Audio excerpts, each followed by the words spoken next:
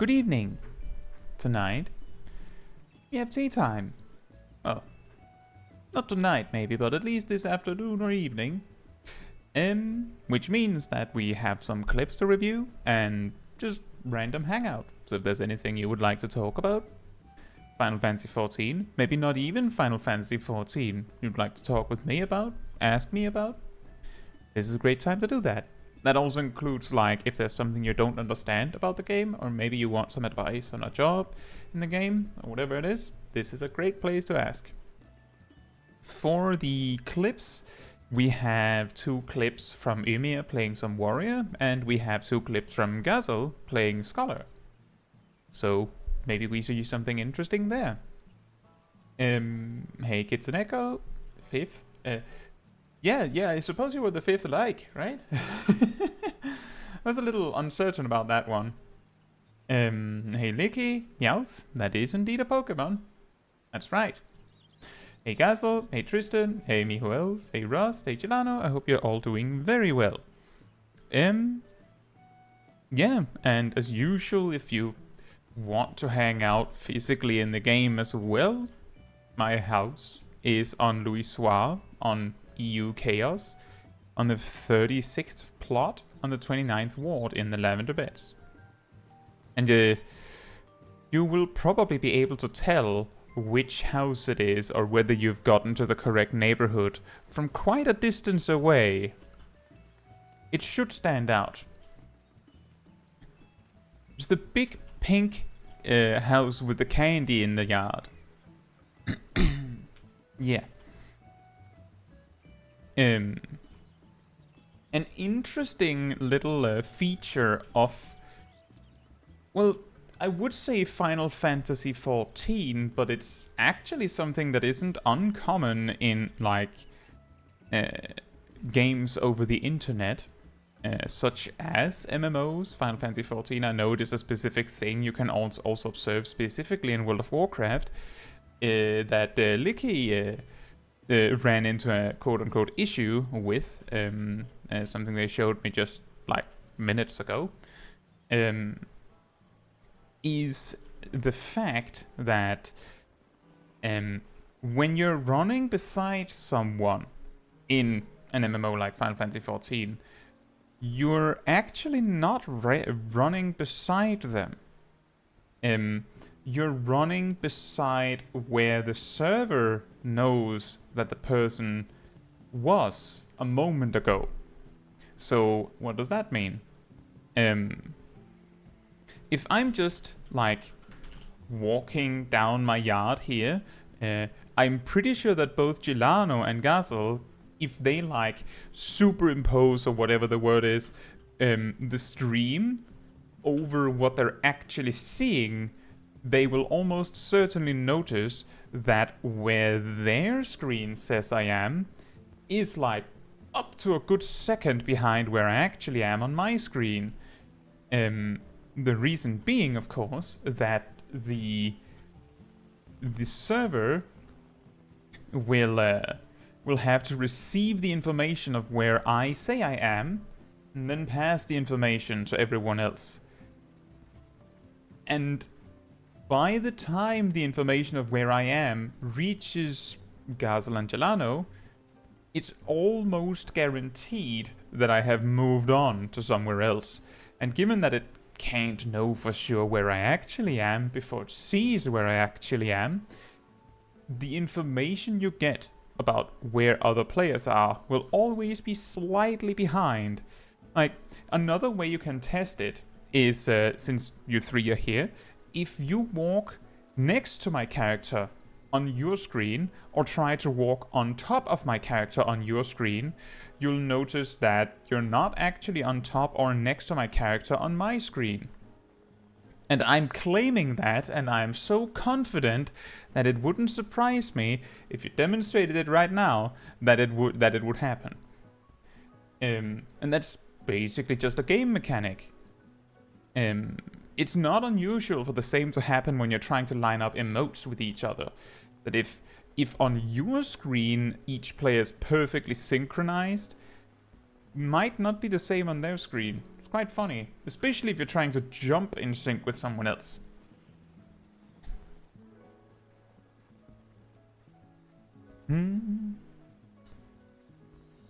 Hey Kyan, hey Timer, hope you're both doing well. Yeah, the reason why this came up in the discussion with Licky is that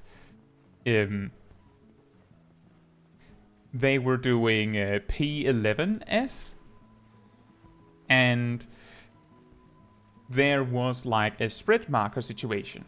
So like you have to spread out, and someone was chasing right behind Licky with a spread marker, and even though at no point on her screen did they overlap, like they never did, but there was a moment where there was like, let's say like the distance between me and Gazel here from them overlapping. But the thing is that the other player was moving in the same direction, so that means that while Licky couldn't see it, it is almost certain that on the other player's screen they actually did overlap for just a moment. Incidentally, the very frame where the attack snapshotted, which is hilarious, of course. Or maybe they didn't, but the thing is that because both players see like half to a full second delay between each other, the exact reality of where each player is actually, like according to the server, is sort of the middle ground between where you yourself see where you are and where everyone else see where you are. So that means that I'm not seeing what the server sees and you're not seeing what the server sees. We're all seeing like this ghost projection in either direction of what's actually happening. Quite funny. In most situations it doesn't come up. Usually mechanics don't require that you're this precise that it becomes a common issue. But it's very interesting that this can happen.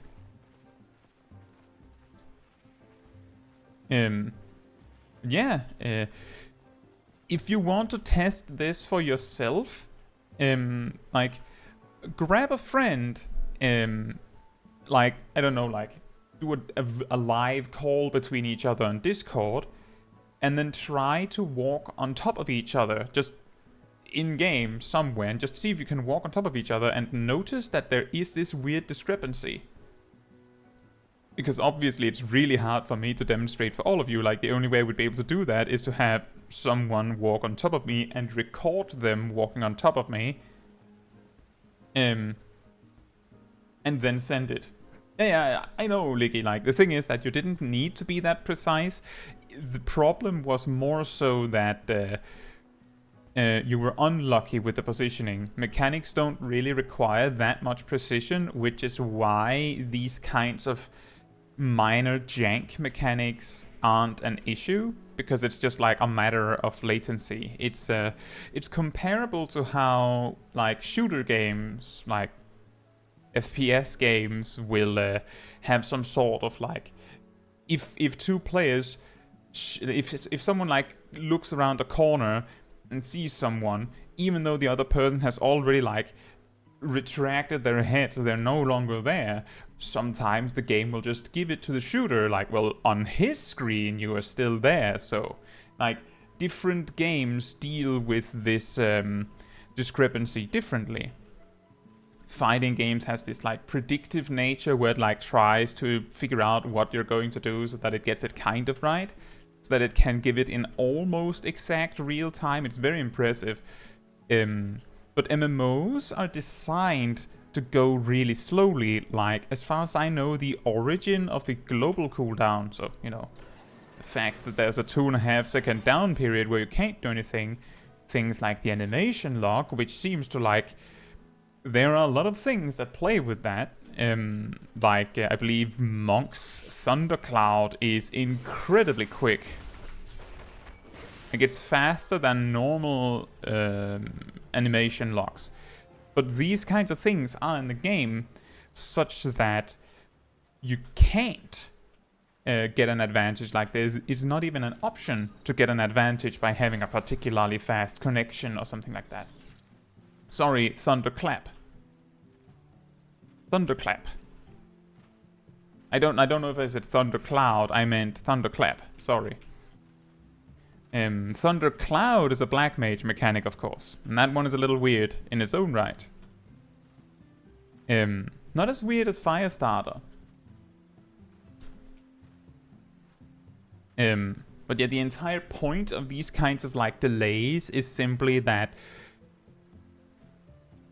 by having these massive enforced delays and like somewhat strict and then not mechanics like snapshots, you have very obvious and clear restrictions of what you can and cannot do, and having a faster connection isn't going to change that. It also helps because given that there's less stuff that can happen, less stuff that actually does happen, there's less necessary information to send between you and the server.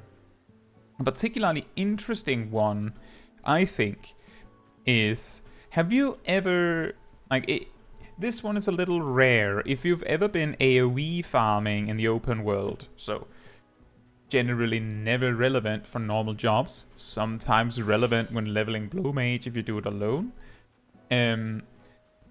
Can be relevant if you're farming something in Eureka or Boja, which is probably where it happens the most.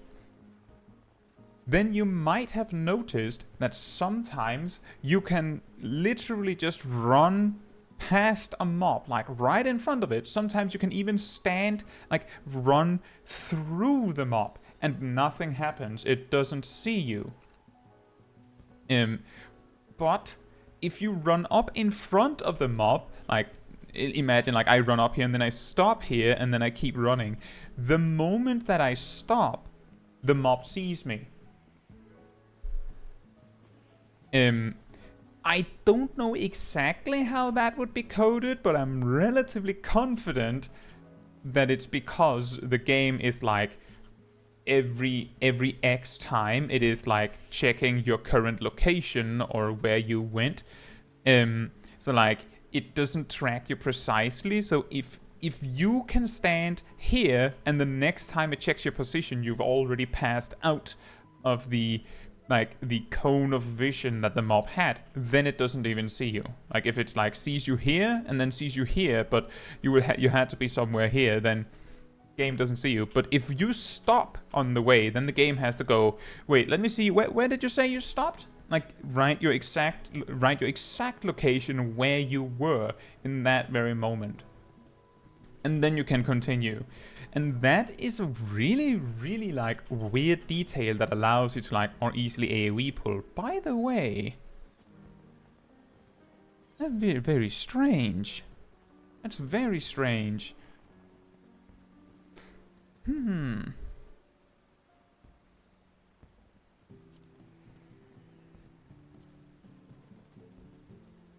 game is saying that you're not my friend, Kitsuneko.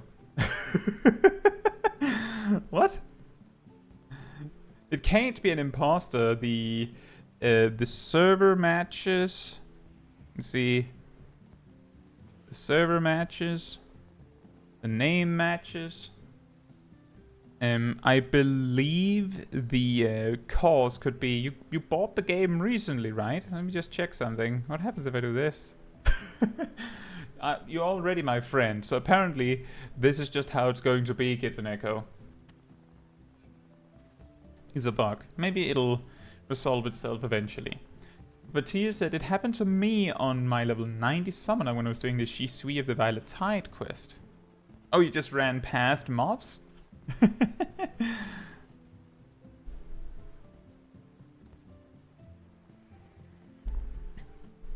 But it's very funny with these kinds of like mechanics that emerge from trying to like reduce the amount of data sent around. Another funny one while we're on the subject of this is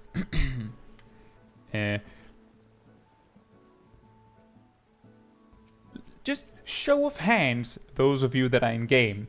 Is Jelano's Haloni there? Or is she somewhere else for you?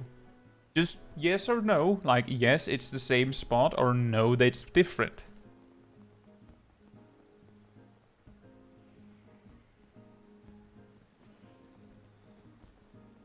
Because I'm pretty sure most of you will say that's not the same place.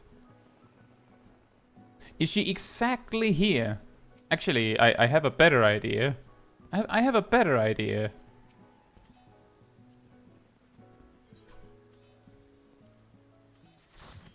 Put down a marker where you see Haloni. You can put down the default keybind to open the waymarks is hold Control and press M. You might have changed it, but try and place the marker where you see Haloni, as close to as possible. On your screen, of course. Smash cut to people like putting a little marker on their monitor. Well, I see it there on the stream. Oh, that's interesting.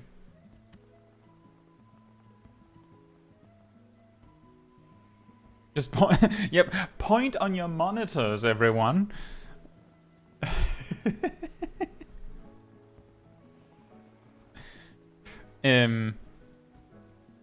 That is very surprising that I can see why she would be standing in the same spot.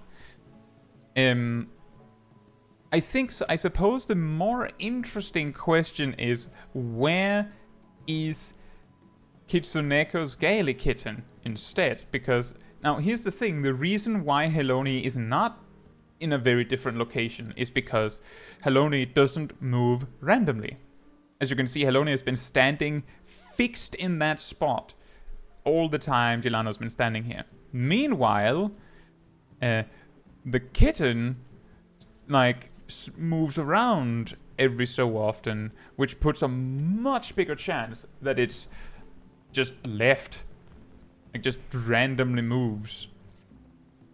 The most interesting is with minions that can park on your shoulder, unless you have used the emote, like to beckon it to come to your shoulder or your head if you're Lalafell. Recently, then it's very likely that where the minion is random. Like, I've actually had people like where it's on their shoulder, but I can't see it on their shoulder. Like, they have to beckon it again for it to go to their shoulder from me. And as Licky puts it, minions are random for each client. Now, the reason why they're random for each client is basically because the information is so insignificant that it isn't actually shared. Like, the server doesn't ask you where your minion is. It's just each minion has some sort of logic, and all the server needs to know is replicate that. And it happens naturally. For example, Haloni will just follow you strict, like right behind you. The reason why Haloni is in front of Jelano is because Jelano probably got to a position by going like this. Like, you can trace the exact path because Haloni is like just tracing behind her.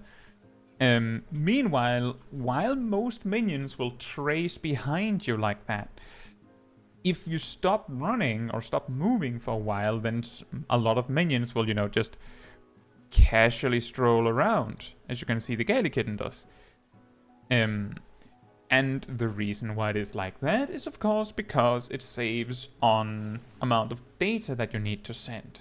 You might also say, but wait, how does that explain how some minions work? Like, for example, the pillows, you just put them down and they're there. I suppose when you enter an area, it just has like kept track of where the different pillows and stuff are on the floor. But if a pillow could move, it wouldn't necessarily, unless you did whatever triggers to move it. Exactly, like it's because they don't move at all. And yeah, as Jelano said, there is a beckon emote. I have so many emotes. It's this one. I believe you also use it for certain leave quests. Like combat leave quests primarily, but why would you do those? Yeah, if I go here, I summon this. And then I beckon it. It does like that. Pillow runs away.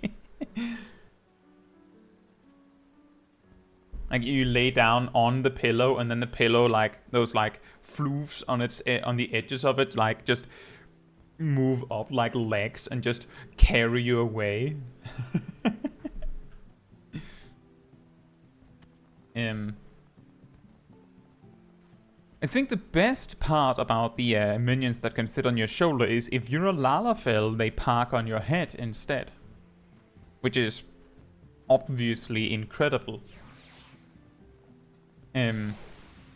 Yeah, that is true, I believe he's called Farquaad with 2 A's, and if you try and say it really quickly and say the AR with more like a U sound, you'll notice that he's actually being insulted with his name.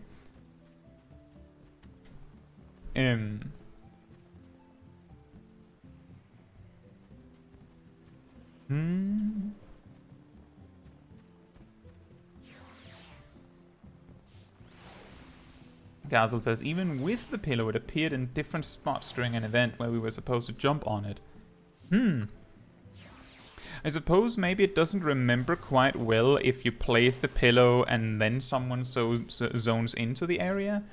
And there's also the part that if you place down a pillow, like so, and then just kind of leave, then the pillow shouldn't stay over there forever, but I'm not sure what the exact maximum distance is on that. Let me just run a little stroll down the street.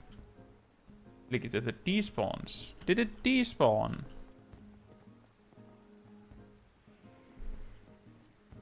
You sure are right. I could have sworn that they would just teleport to a place close enough to you, but I understood that incorrectly. Thank you for letting me know. And I also agree with that, Licky. There's a lot of minions that are too wide for small dragons to have something parked on their shoulder.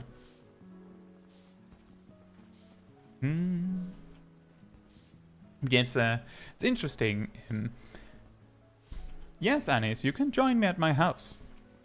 This is where my house is.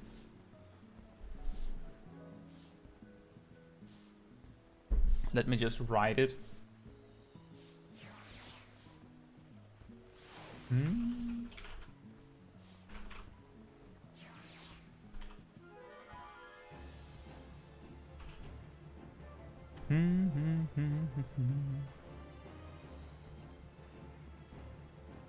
And there we go.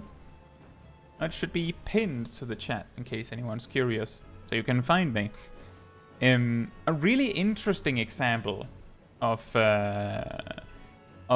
like minimizing the amount of data sent, I think, is in Monster Hunter. That's a little bit of a sidetrack, but let me explain that. But before that, thank you, Bobby. Thank you so much. Much love from NA. Thank you. So in Monster Hunter, there's actually surprisingly little information about the actual world when you're on a hunt together that is actually being shared. Like, the host is the one who effectively controls what's happening, in that it's the host's computer who acts like the host in a way. But when, for example, you're hunting a monster, the information that you're actually sending to the other clients is stuff like the monster is here and it is facing this way. That is a piece of information that you might have. Because I'm not actually sure it actually tells you exactly which way it's facing. But what it will tell you is things like, it's using this specific move in that direction.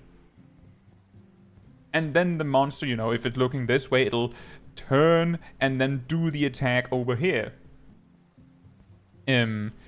Which means that sometimes if there's like desync issues, you might see the monster just teleport over here or whatever, because that's what the server said. It said that the monster's there now.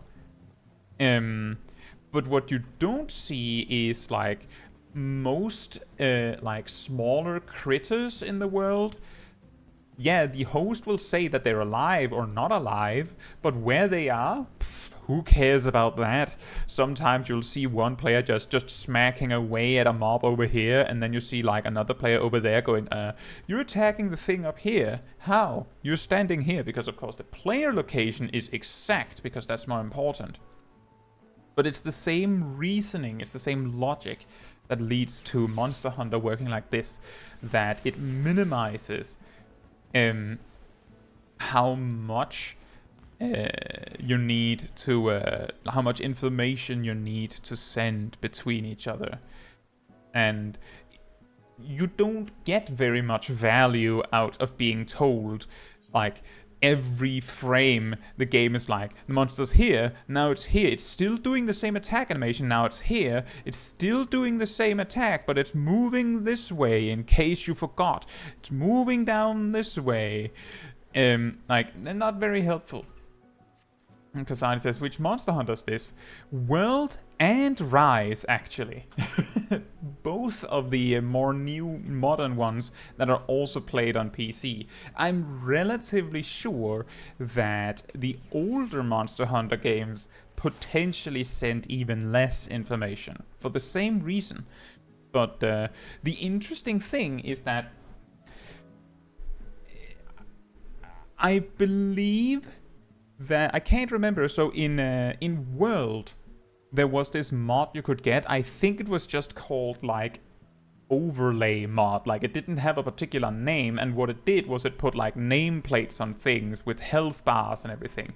But the interesting thing that it also said was it would actually showcase, like, imagine every time an enemy does something, that not only would the cast bar appear here, but there would be like a name of the exact attack the enemy is doing when they do it, which means that the game was of course reading the information literally. It wasn't showing you the exact direction it was using a move in, but the mod would, or the overlay would be like you can see the monster is here facing that way, and then the game, like, you can just see a note underneath the monster's name going, oh, it's using Jagra's charge attack 1, and then it turns to face you. You can probably like add 2 and 2 together and go, oh, it's using the attack in my direction. The particularly hilarious one is that I believe that the drooling animation that they added in Monster Hunter Iceborne was literally called like grappling opportunity or something like that, you know, with the hook that you could like hop onto them. Like, the entire purpose of this drooling animation was just to have the monsters stop doing something so that you had a free opportunity to just jump on them if you wanted to. And you could see that on every action. Like, that is of course a side effect of like bundling the data so neatly, is that you could easily make a mod to exploit it. But it's not an MMO. You make your own fun. Like, if you think it's fun to play like that in Monster Hunter, go for it. Just don't ruin it for other people. Like, don't cheat for them. I suppose. Intila? Hey, Intila. There's also health of each part of a monster. That's true. And the other players can't see the health of parts, but the host can. It's something like that. I believe it's because that information just isn't shared with the other players, so the overlay can't see it. Because obviously only one player needs to know it. The rest of the players can be satisfied with being told whether it breaks or not. Naturally, you don't need to know that. Technically, you also don't actually need to know how much health the monster has. I guess. I think. Maybe you do. I suppose you would, because in World, I believe it wouldn't show the skull mark indicating that a monster is dying if you don't have enough research on the monster. So if the host doesn't have enough information on the monster, but you do, then the host client has to share with you, well, the monster is technically at this much HP, so if you have the research, it should work, and things like that. Nick Van Damme says, I'm so sad. Scholar damage is not as high as Sage or White Mage. Is it that bad? Is it that bad? Whoops. Is it that bad?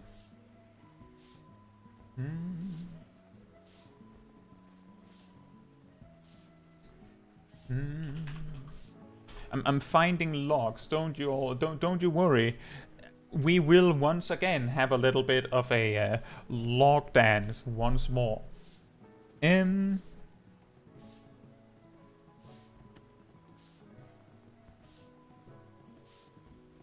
So.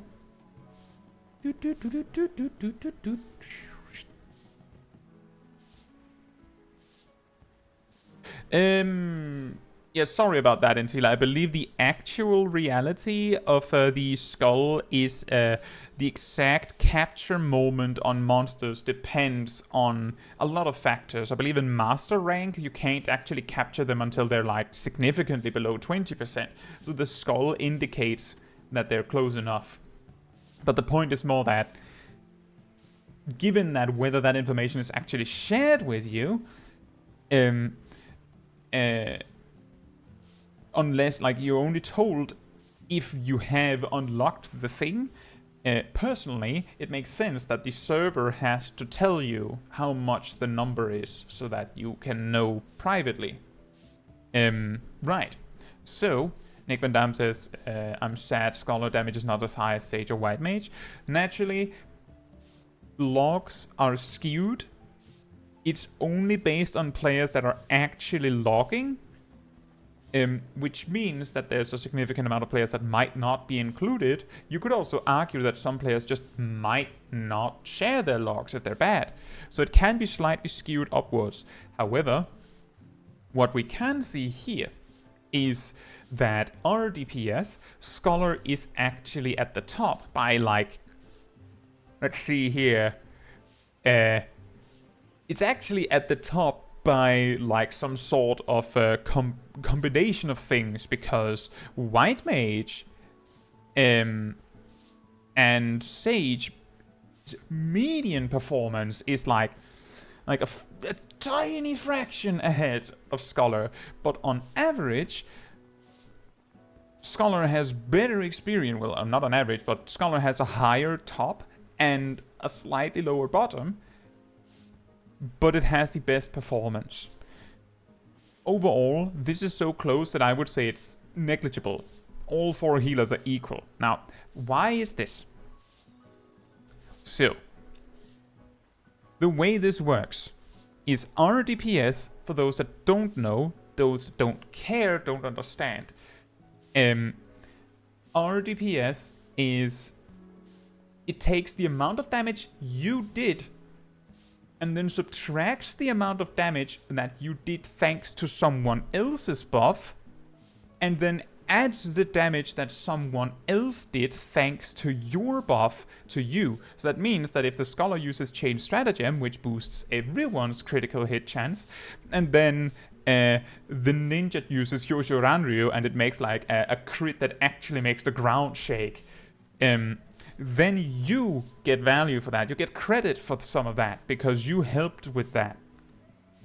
Which means that Scholar and Astrologian gets like a push upwards when they have really good players in the party, and a big dip downwards when they have really bad players in their party, because they actually depend on their raid buffs doing well to perform well. Sage and White Mage do not have any raid buffs, so they are basically all on their own. They only do well if they do well. They do poorly if they have to heal a lot, for example. Now, you can see this much more easily on, for example, a DPS. So what is that? Let me just find the chart again.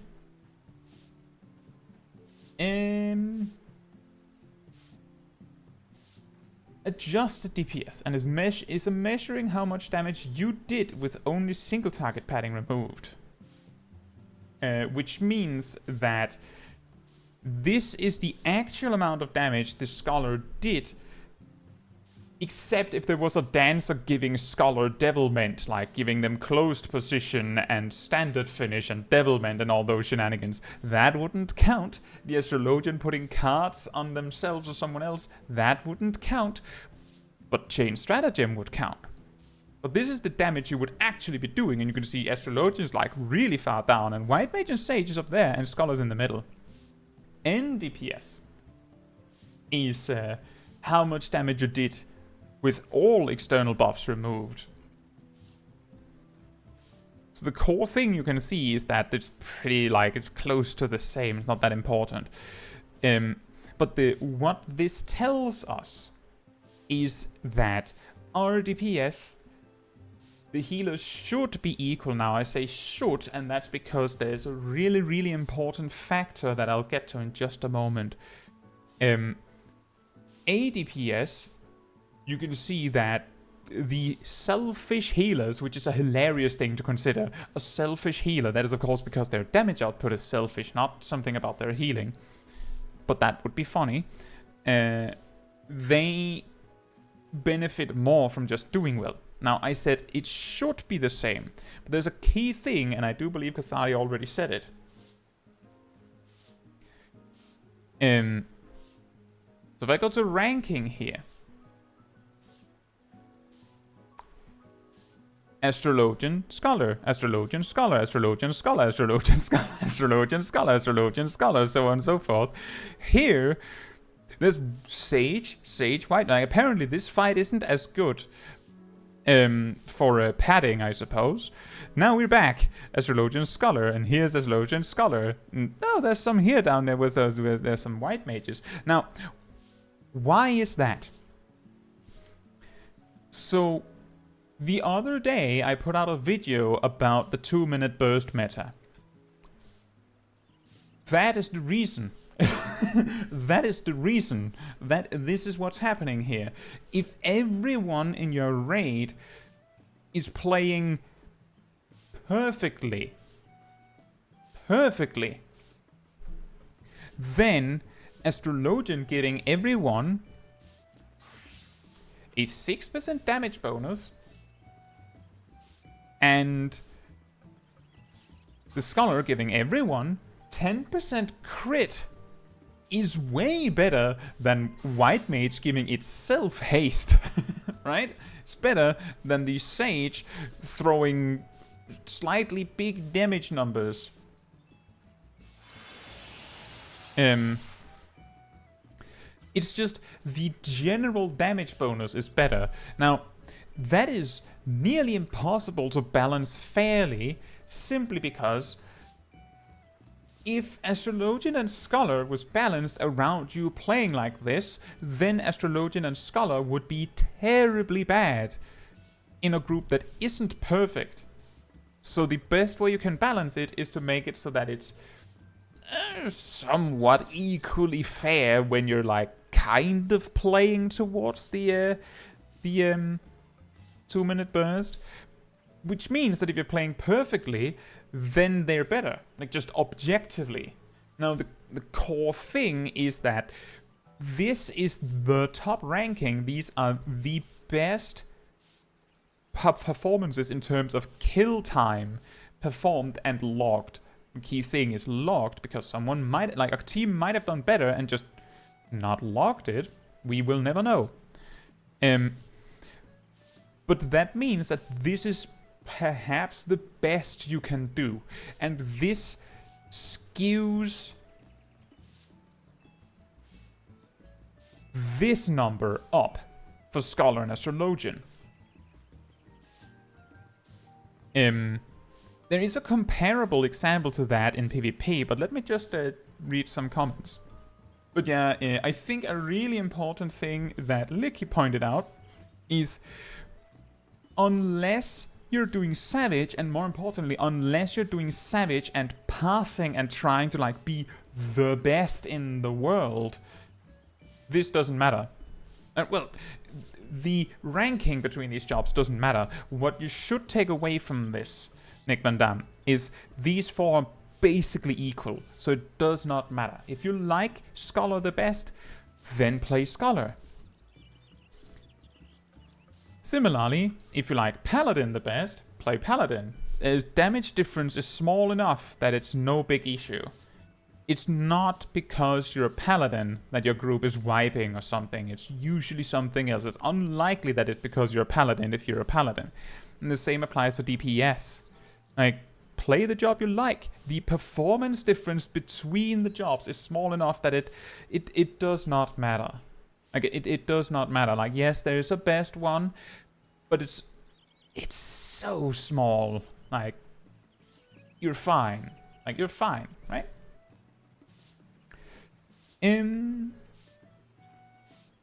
Also, hey, Zach. I hope you're doing well. And hey, Ymir. Let's see. And Space Queen has a good point there. Even if you are doing Savage this late in the tier, it's all largely irrelevant. I mean, even on week 1, unless you're like putting together a team of all like the all-stars of worst jobs in each field or something, unless you're doing that week 1 and then also not adding materia to your crafted set, or not even using a crafted set or something, you're probably still going to be able to beat it if you play the tactics correctly, right? I remember people were complaining that the DPS checks on this raid tier that we have now was too lenient. And last raid tier they were too strict. So. Let's see. Space Queen says, is that a double Dark Knight? Oh yeah, there's some of those. Pretty funny. Brian Conway says, just wanted to stop by and say thank you. Your videos have helped me grasp jobs and enjoy this game so much more. Thank you for all your help. Thank you, Brian. I really appreciate that. Genuinely, thank you. And Joe says, Sage is more fun for me and I'm not trying to be the best in the world, so I don't feel like I'm losing out. Perfect. As I said, like, here's the thing. Let's say you're doing Savage in a static. The reason I say static is because then, like, you have more a case of, like, being able to discuss your expectations with each other. If the bosses are dying and you're getting loot, who cares, right? Who cares if you're playing perfectly? Like, if the bosses are dying and you're getting loot, is it a problem? Probably not. But if you want to do better, then you can do better.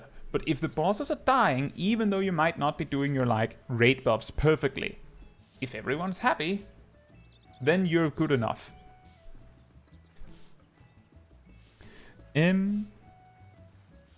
Yeah, exactly, Kyan. This one has too much, this one has too little.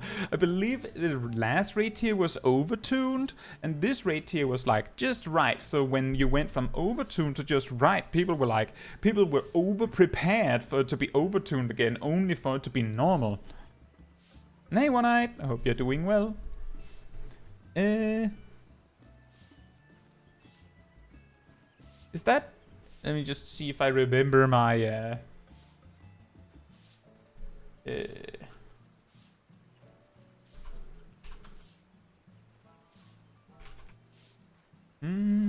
Yukarin says, just discovered your channel through your Astrolodian level 90 rotation short. Glad I finally found the kind of content creator I needed to learn more 14 from. Well, welcome to the channel. I hope you enjoy being here. I try to focus more on, like, we have discussions of what is best. But the key thing is that I'm not the kind of person who believes you have to be perfect or the best. But I know a lot of people like to learn to be the best. So we have a little bit of like a sometimes maybe a bit of a whiplash switch when you watch a video from me where I'm like, this is how to do this perfectly, and then you come to my my streams where I'm like, you don't have to be perfect. But I'm glad to have you.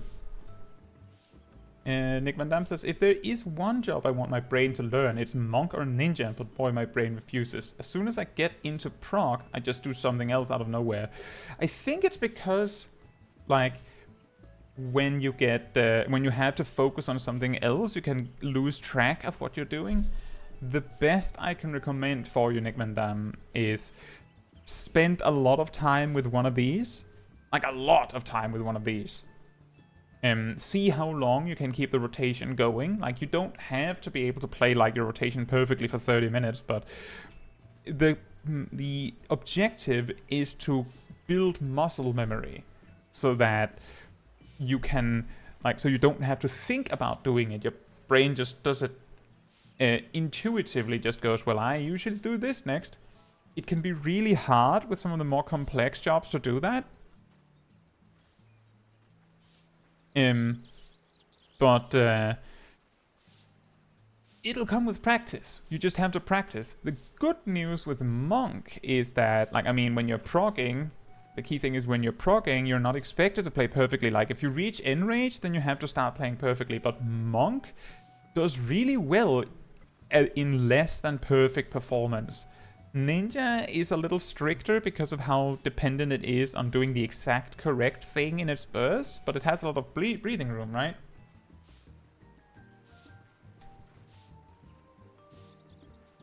See, Kwasani says, upon looking at the timeline, fastest Cocytus kill is one cluster of mechanics before second limit cut. Wow.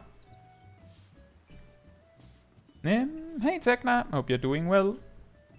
Yukarin says, I have my name in Japanese because I watch a lot of VTubers so they can read my name properly. Sorry for the hiragana. I don't mind. I just had to like double check because I was confusing myself going, is that you? Or is it something else? I'm pretty sure that's Yukarin, so I just double checked. You can see I have like a Japanese keyboard enabled so I can just check it. But I'm not very good at Japanese. I'm like very basic at it. But Gazel is really good at Japanese, so he plays the game in Japanese, so we're going to see some clips a little later of him playing.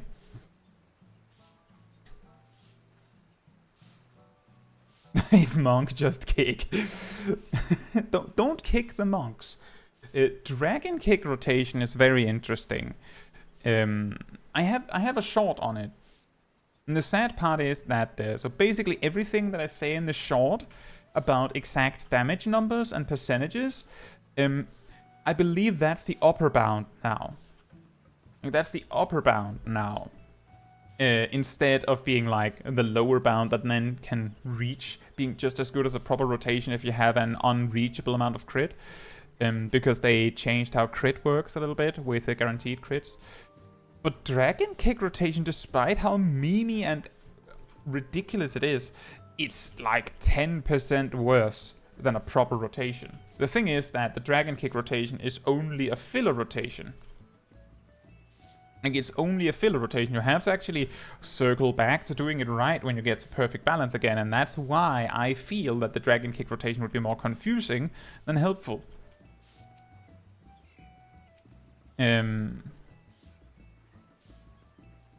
Castle says, what do you do with a dummy when you're a healer?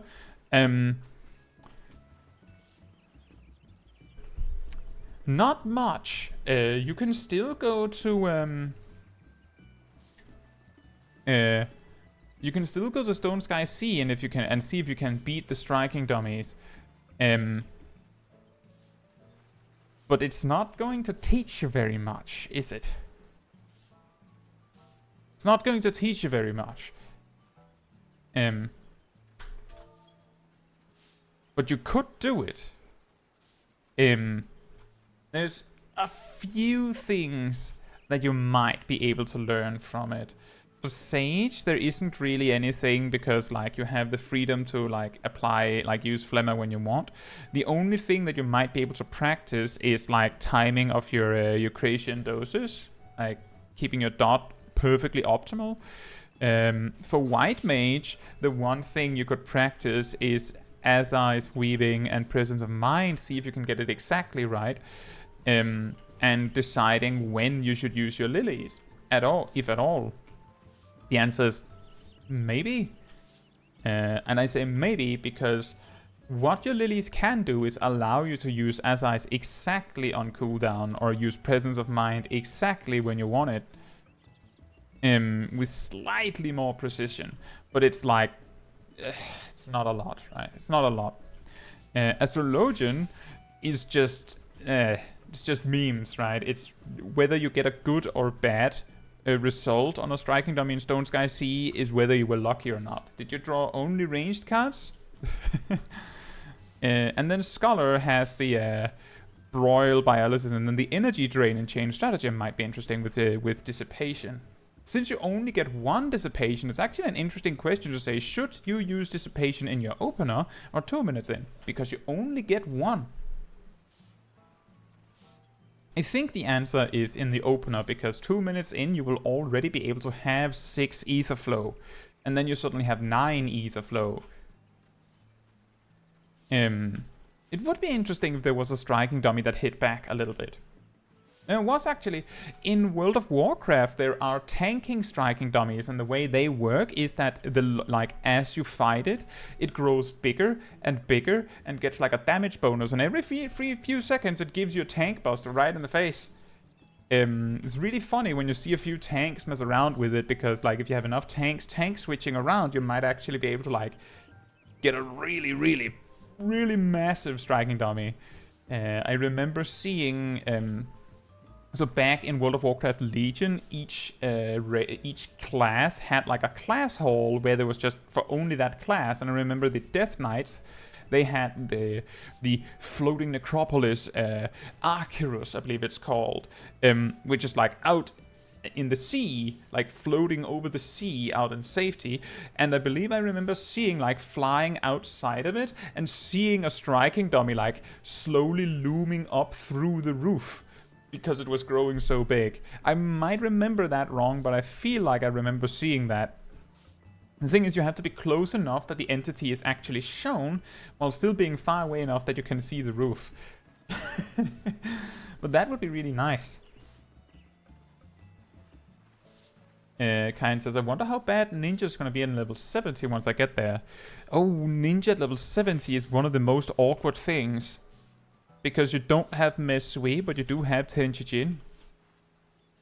If I remember correctly, my Ninja guide has like an elaborate... Okay, so here's your rotation and your open at level 70, and then at level 72 I'm like, forget all that, now you do this instead. Or maybe I did it differently. If I think about it, I think I actually did like made a really elaborate open and rotation and then went... On the other hand, I don't think you lose very much by just doing the level 72 one. And the muscle memory benefit of not having like this massive whiplash switch 2 levels later, it's probably better to do it that way. But I feel like I remember having like prepared a more complicated situation.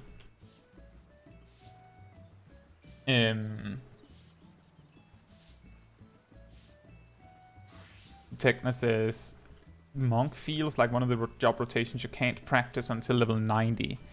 Well, let's see. Let's see.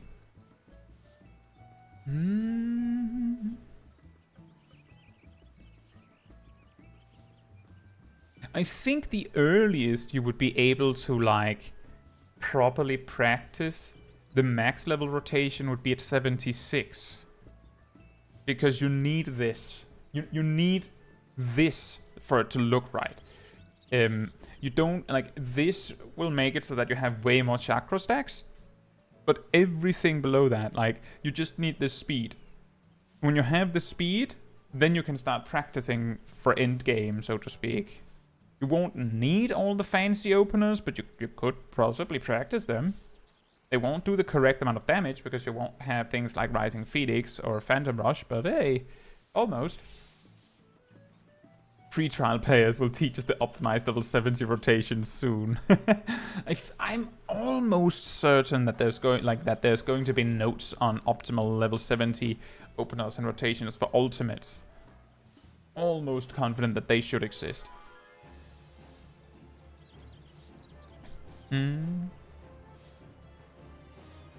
Space Queen says, what I'm hearing is level ninja in MSQ or Boja exclusively. Got it. I don't know. I think ninja is really nice. Like, it's very interesting. You get a lot of tools, and many things are like something that translates well as you level up. Like, at level 50, you already have a lot of your rotation. Then at 54, you get a huge quality of life upgrade. And then, like, the only other thing is like Ninki. And the only reason why level 70 is like super awkward is because Tenchi Jin nowadays is always used with Mei Sui. So it's a little bit comparable to how Monk at level 50 gets perfect balance, which only works correctly if you have Masterful Blitz, which you get at level 60. A little awkward, that. It's a little similar to that, but it's only 2 levels. The rest of it, you should be mostly fine, I think. That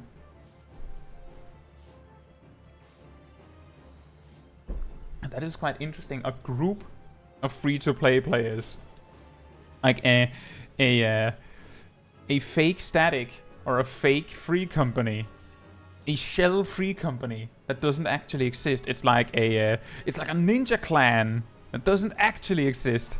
So secret.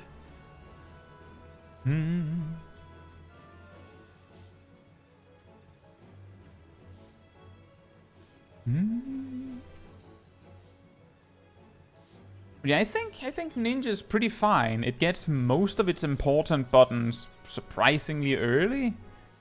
It's a lot more awkward for Monk, for example, because its speed is weird until 76 compared to what it should be.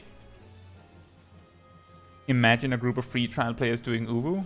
Well, in less than a month, I'm pretty sure we don't have to imagine it.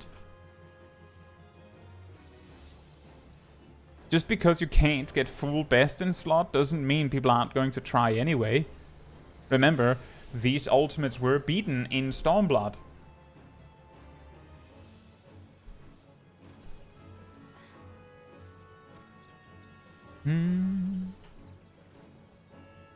Right. Should we watch some clips? Umia asked, will I review both clips? I don't know. Do you feel like I don't have to review both clips? Do you only want me to check one?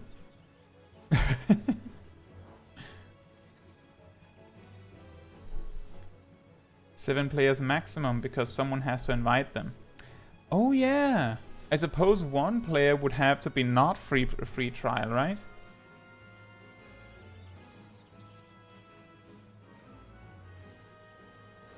I guess?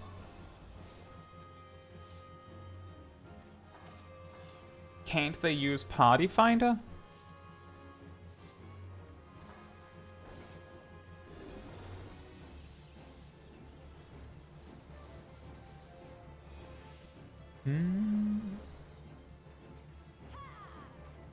I don't know. Can you use Party Finder when on free trial? Does anyone know? Because if you can, then it would be no problem. But I'm going to go out on a limb here and say you probably can't, because if you could host, like, logically, if you could host in Party Finder, you know what this would look like? You would see it say like 6,000 here. It's going to be 6,000 here, not 26, 6,000. I'm just exaggerating for the joke. And most of them, nearly all of them, will be bot accounts that are advertising a guild trading website. Yes, they'll get banned for it. Obviously, the accounts will be closed, but it's a free trial. They can just make a new one. They'll just, like, send wave after wave after wave of bots to just swarm the Party Finder in every category. Like, every single category that they have access to in the free trial will just be bots advertising. Every single one that they have access to. So it makes good sense that you can't. The question is, Is there a way for 8 free trial players to put together a group?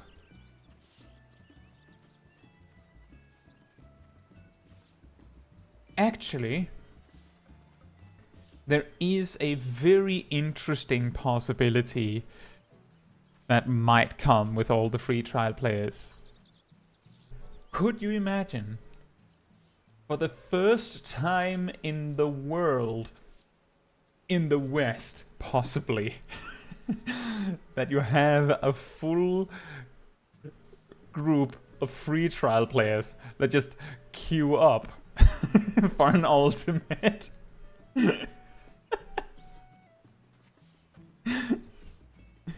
That would be extremely funny. But the way you could do it is the same way that we do Frontline on stream. Is that you go like, alright, set your watches, we queue when the clock strikes this. And then you have just, well, you could like help your odds by having, for example, the have one person that invites most of the group, either like put together 2 4-man groups, or like a 7-man group and a solo player. It might be better to have like a 4 and a 4, because then it's less likely that there's going to be like, you know, or maybe it's even better to have like random combinations, so you have like a 6 and a 2 or a 5 and a 3, so that there's a lot smaller chance that it's going to find like a different combination of players that would work. And then you just have to queue at the same time. And it could work. You could also do it as 8 individuals. But I think it would help your odds of landing together a lot more if you have like 2 sets of the team, just split up. But it's pretty funny that because you would have to be 9 people in a party for a non-trial to put together the party is actually really funny. Ymir says, how do we have limit break? Well, we're 8 players, and Kosari has really pushed the limit by beating the life out of this dummy. And now we have a shield.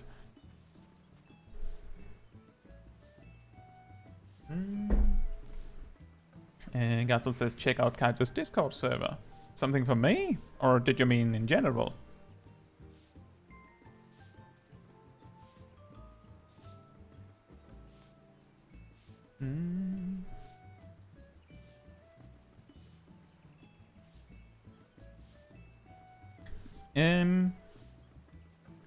While we are on the subject of the Discord server, for those that are not in it, that's the link to the Discord server if you want to join.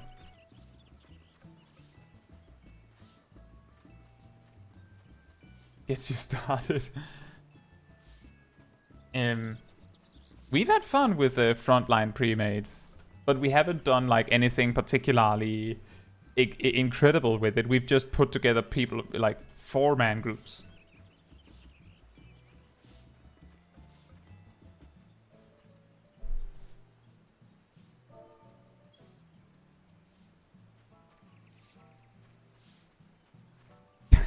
Me who else asks in game. I forget. What class uses limit break in the tea time encounter? I would guess that it would be like a crafter or a gatherer. That would make most sense, right?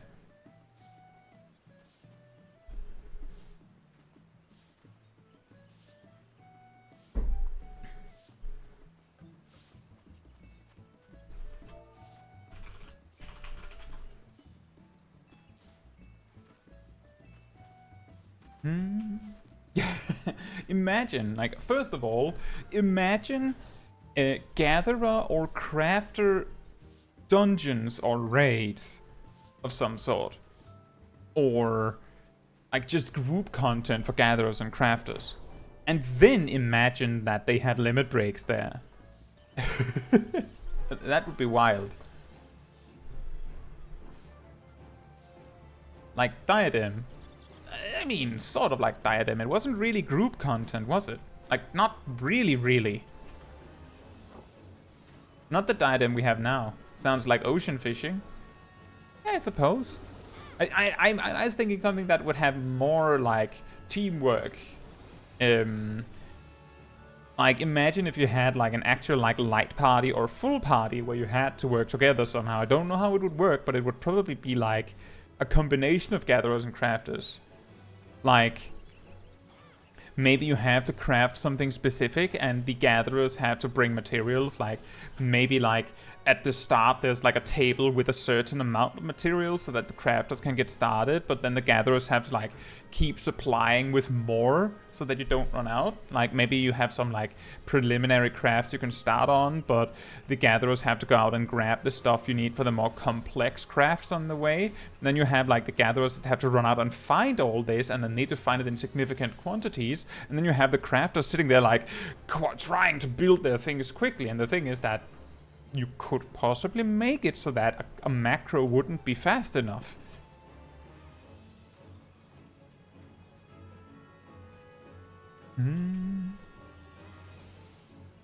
Craft a gatherer hot potato. You have to produce some complex recipe within a time limit but can't change jobs. Yeah, exactly. Obviously that would mean that you would like have to... You could make it so that it would be like one player per job, except the gatherers, of course, and then just make it so that multiple different crafters and gatherers can do things, but there are still like restrictions so that you don't risk being in a situation where you don't have the job you require. But I think it would be very interesting. The question is just what kind of reward should that come with, right? Kind says I want PvP to come back to free trial at least for limited time. Was PvP on free trial at some point? Was there a time where you could play PvP on free trial?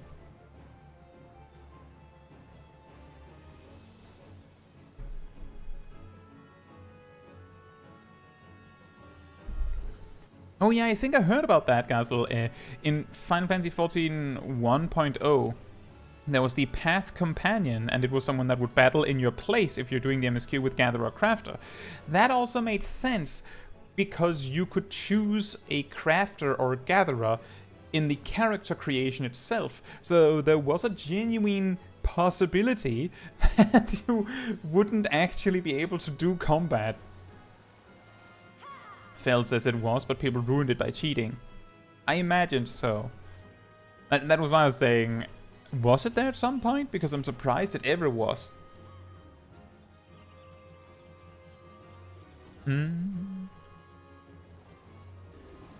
But I can see, I could see why it would have been there. Like, the problem with PvP in Final Fantasy XIV in that regard is that on one hand, you don't want to restrict it too much, because it's already niche enough. Like, there's so few people, honestly, so few people that play PvP, like, a significant amount.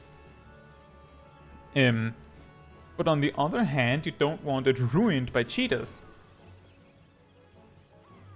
And if there's any benefit to be had from PvP at all, especially from bots farming it, if there's anything of value, they would ruin it. Like, I'm just saying, imagine there was an item you could benefit from selling in bulk that you could get for wolf marks. You can trade trophy crystals for wolf marks. So you could just speed farm wolf marks and then just sell like a quintillion glamour prisms.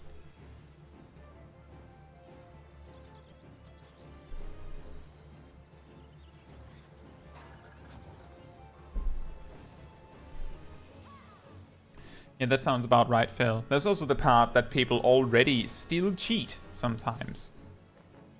But sometimes it can be difficult. You may have heard of people saying that there are speed hackers in Crystalline Conflict. There might be. And the reason I say there might be is because often the combination of crowd control, dash actions, and lag can make it look like someone's cheating. So sometimes it can be difficult to tell unless they're making it extremely obvious. Like, I have seen cases where people are complaining that someone was speed hacking, where look at the footage and you're like, I can see how this would be natural, even though it looks ridiculous. But the probability of it being speed hacking, especially at really high ranks, is getting really low because there's a lot on the line if they get caught, right? Kyan says, how can you exactly cheat? I know there's mods, but I thought they can't mess with other monitors. They can't mess with others, but let's put it like this. If you're wondering how bots in Final Fantasy XIV can teleport or be under the ground, it's because they use a hack to just tell the server that the coordinates they are on are there. And the server just goes, alright, I guess, and puts them there. And everyone else will just get that information sent to them. So how do you speed hack? Well, you just tell the server where you are. You don't have to tell the server that you're running at 3x speed. You just need a hack that makes it so that the information that you tell yourself and the server is 3 times faster than you actually are. And the server's likely to take your word for it. If you've heard about the, I believe it's called Alexander mod, the thing is that mod is technically cheating. It has the capacity to cheat for you, but the intent behind it is genuine and not intended to cheat. How it works, if I recall correctly, is... So I talked about this very briefly in a recent video, that the reason why your animation lock in Final Fantasy XIV is half a second plus 2 times your latency. The reason why it's 2 times your latency is because something to the effect of, there's the half a second animation lock, that one is required. Then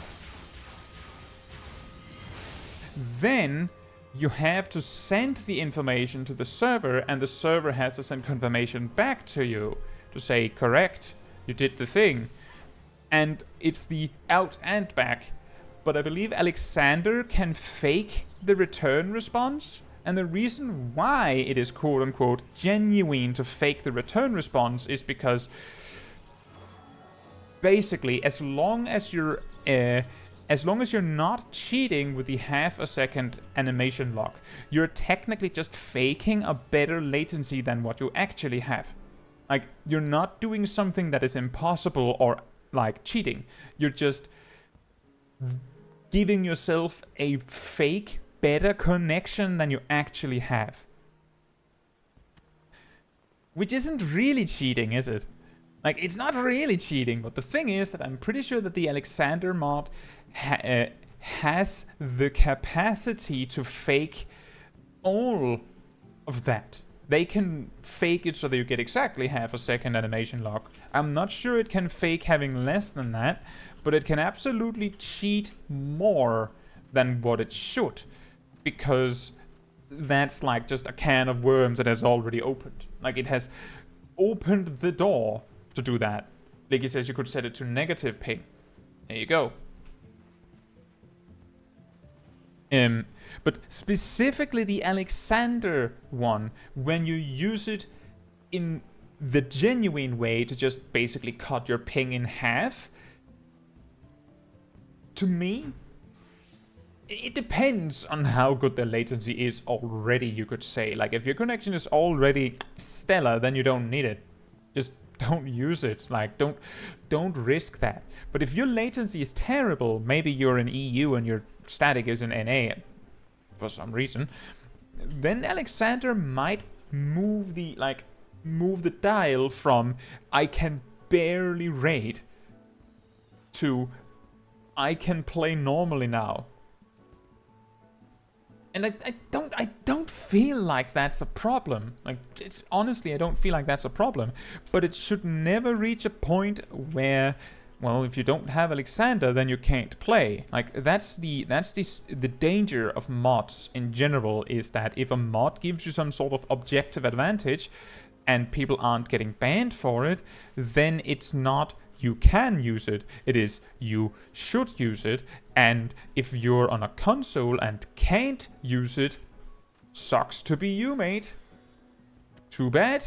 No more Savage rating for you. Which is bad.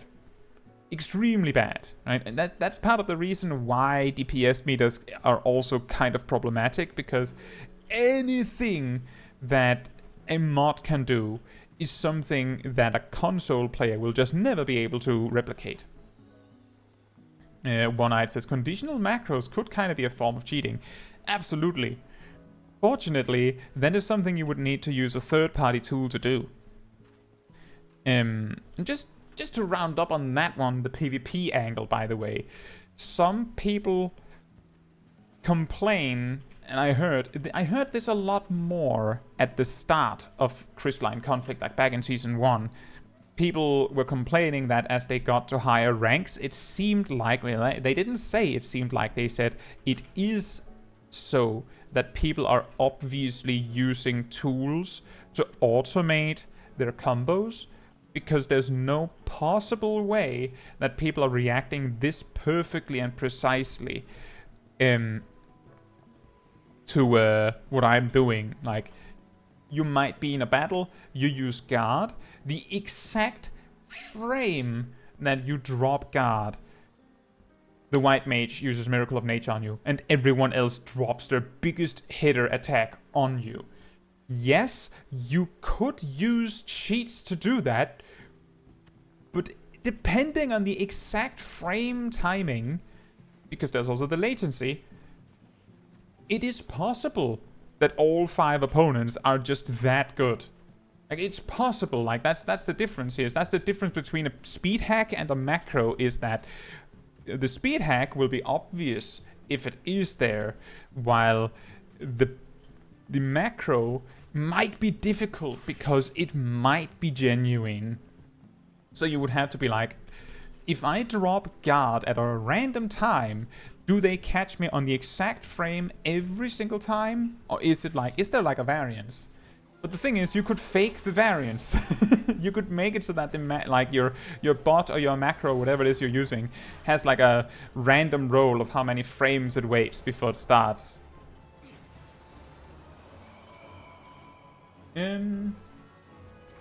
Also, congratulations, Angel. Space Queen says, there is a character by the name of Fake Employee behind the counter in the Quicksands. You'd never guess she's not an NPC because you can't normally get there. Awkward. Really random, by the way. But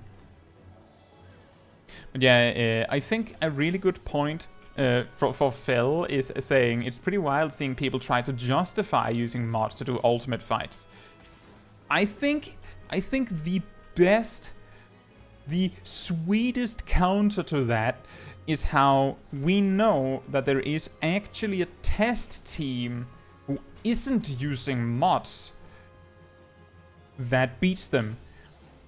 Technically, because the developers of Final Fantasy XIV actually test their fights, when we get world first for some team, it's actually world second because the developers already beat it without mods. So if anyone gets their world first and they're using mods, they're not only not getting world first, but they cheated to get it. Like, it's just a double whammy of suck when that happens. Fel says they do apparently scale fights up a bit after testing. Yeah, exactly. They adjust the... I believe they said they adjust the HP amount slightly up because they assume that the players are going to be slightly better than them. And in P8S, it turned out that that wasn't true. Like, they overtuned it to an impossible degree because they were already beating it genuinely. Fel says, I think it was 3%. I believe it was they said that they had tuned it 3% up or something, and then they said that they had reduced it again, but they didn't specify by how much they reduced it.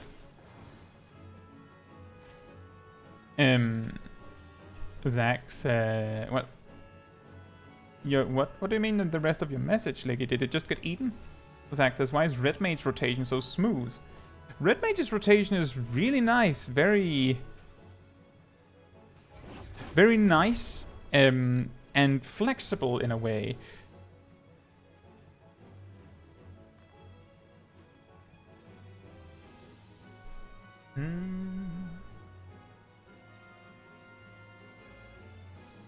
I believe the reason why Manification is set to 110 seconds is because... I think it's because it actually... It's a little strange. But on paper, it means that you have the flexibility to, like, actually spend some or most of the mana from the Manification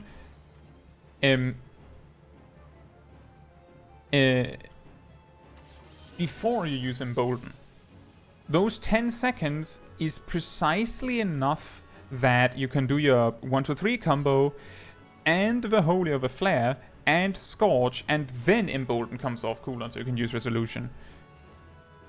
So that actually means that you can use Manification early, or you can hold it, but it means that you can start your burst if you want to. Like, it's a little jank, but I think that's the intention, is that they give you enough time to work with. That's my best guess.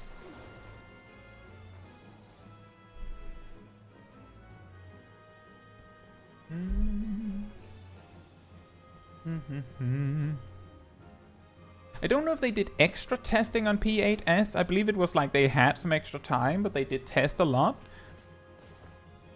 And then they got very well acquainted with the fight.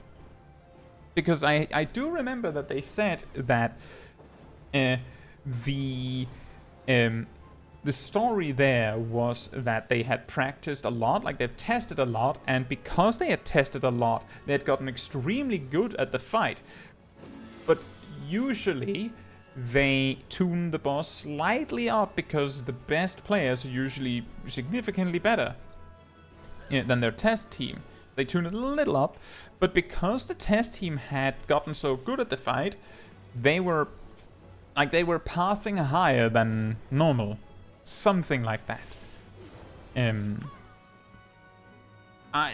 I'm saying there's a possibility that part of the reason for that is the 2-minute burst, because that made it a lot easier to perfect your burst. There's less moving parts as opposed to like previous expansions, where because there's a lot more burst windows, smaller burst windows, it can be more complicated to match things up.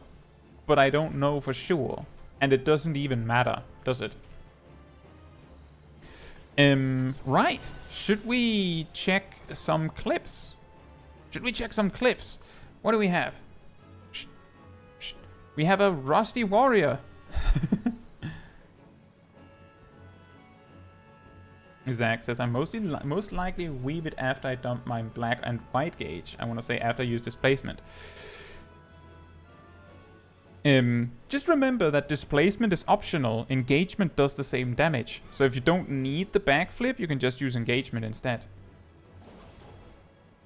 But there's a lot of things you can do with Manification. There's the possibility that you could do double melee combos. Or there's even the possibility of doing a triple melee combo, depending on how many resources you bring in.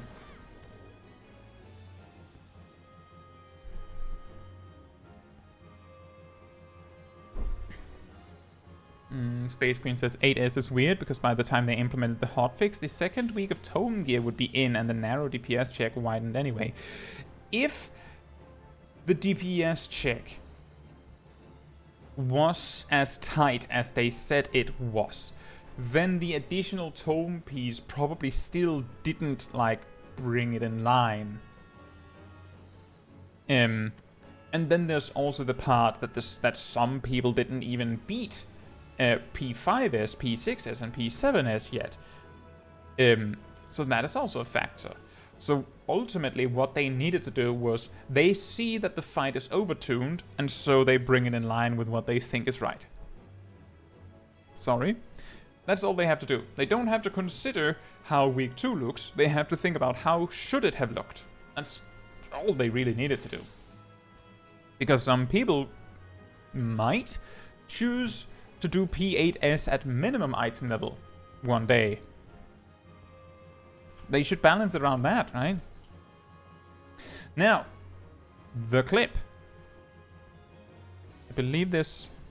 Yes, there's sound for this. So let me just do this.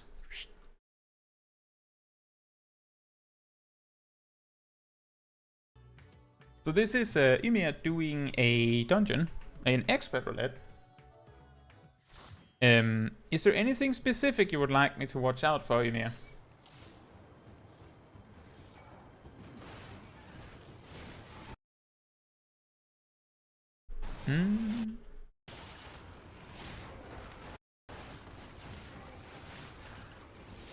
You're just rusty? Okay. The one thing that I would have said is... I think... So let's just take it from the top real quick.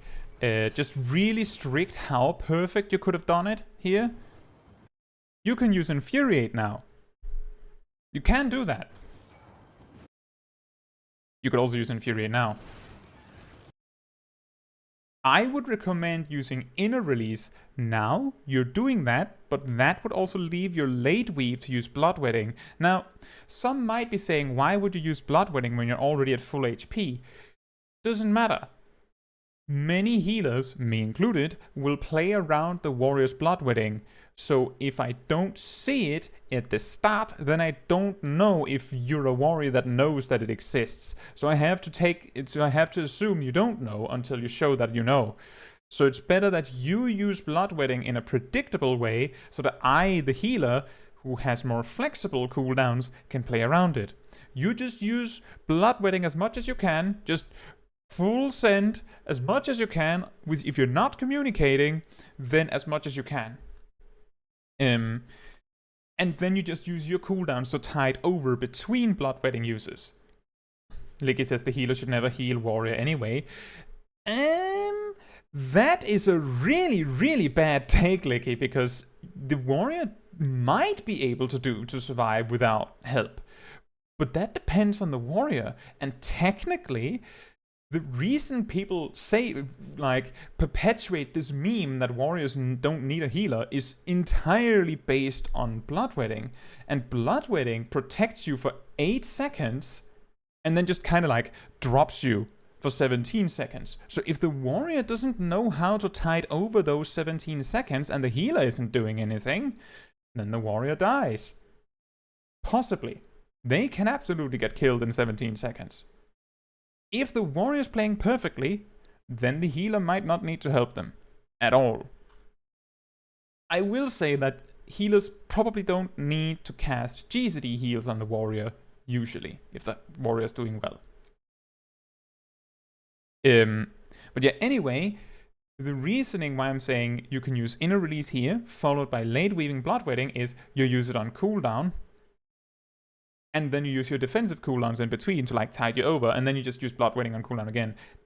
The reason why you don't wait until you are in danger is because the healer, if the healer's good, they think you don't know what Bloodwetting is until they see you use it.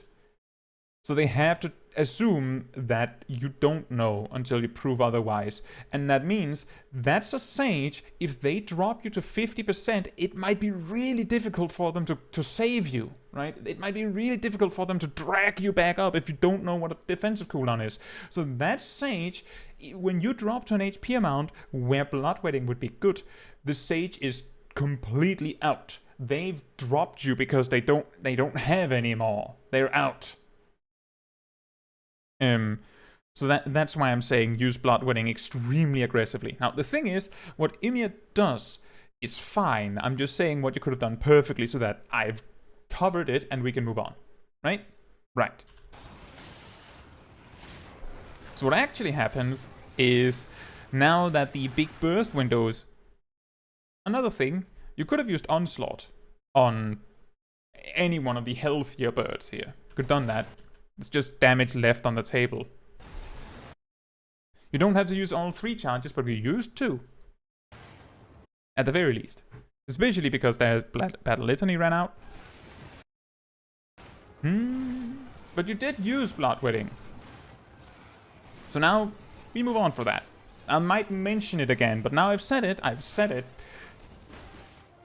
If you have Bloodwetting, and you take like a lot of incoming damage, you can be very aggressive with Bloodwetting. Like, extremely aggressive, because good healers will play around the fact that they know your Bloodwetting is available or not available. Like, if I see a warrior tank that seems to know what they're doing, then I, as a sage, will do nothing until I see Bloodwetting. I'll just fight and just not heal you because I'm waiting for you to use Bloodwetting first. And then when you use Bloodwetting, then I'll figure out tiding you over into the next one. Like, oh, your Bloodwetting ran out. Let's put down Karakole now so you have a little bit of a defensive cooldown to help you. Right?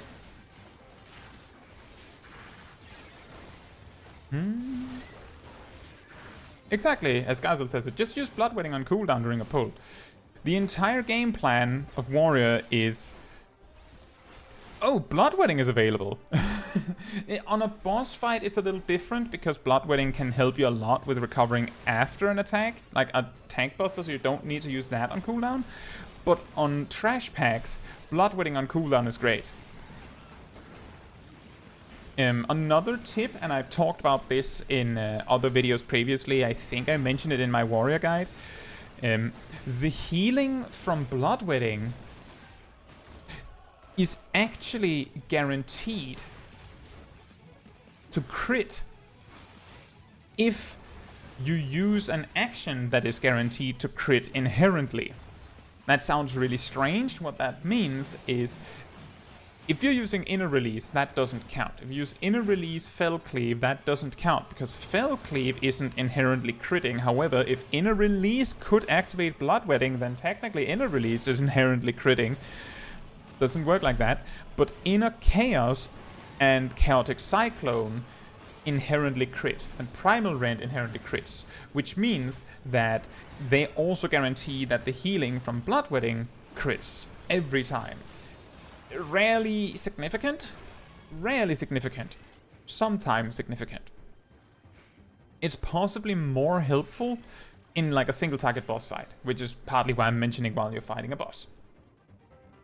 Matthew says, wait, pulls last long enough to use Bloodwetting twice? Sometimes. But you're right, often by the time Bloodwetting is ready again, the mobs are kind of getting like cleaned up. You can see there all of the big crit numbers from Primal Rend. And you did use Onslaught on a single target there. Good. Then I didn't have to mention it before, I suppose. Just another thing, this isn't a problem. Just Matthew said pulls last long enough to use Bloodwetting twice. You could use Bloodwetting now, like, could is the key word here. You could do that. So I'm going to look at Inner Release's cooldown. If you had used Bloodwetting right now, then Inner Release would be available again. Bloodwetting would be available again when Inner Release says 14. So if you haven't actually reached your destination when Inner Release, like for the next pull, when Inner Release reaches 14, then you could have freely used Bloodwetting there and maybe saved the Sage something, given that they're really spamming their MP for some reason. So far... Let's see, you used Bloodwetting now? It would have been set available for like around 11 to 12 seconds, so you could have used it on the other pull, even though it wasn't cleaning up. So the point I'm making here is that Matthew's joke is that by the time your second Bloodwetting rolls around in like your average dungeon group, the pack is mostly dead, so you don't need to use Bloodwetting. But you could Like, if you could use the healing, then you could use Bloodwetting, because it's going to be ready again by the time you need it again. Like, the cooldown is that short. And it's also the reason why you're using it all the time, is because the cooldown is that short. It's incredibly overpowered, like, absurdly overpowered. And that was nice. So far, going well. I haven't been paying that close attention to the Sage, given that I'm focusing on Ymir, but I've noticed that the Sage is really weirdly low on MP. Is the Sage one of those that are spamming Eucratian Diagnosis? Then in case I don't notice it, maybe someone else will. Now I've brought it up. Like the overly cautious. Oh, you got in a little too early there. This is the first clip. This should be the first clip. It says Rusty Warrior Run.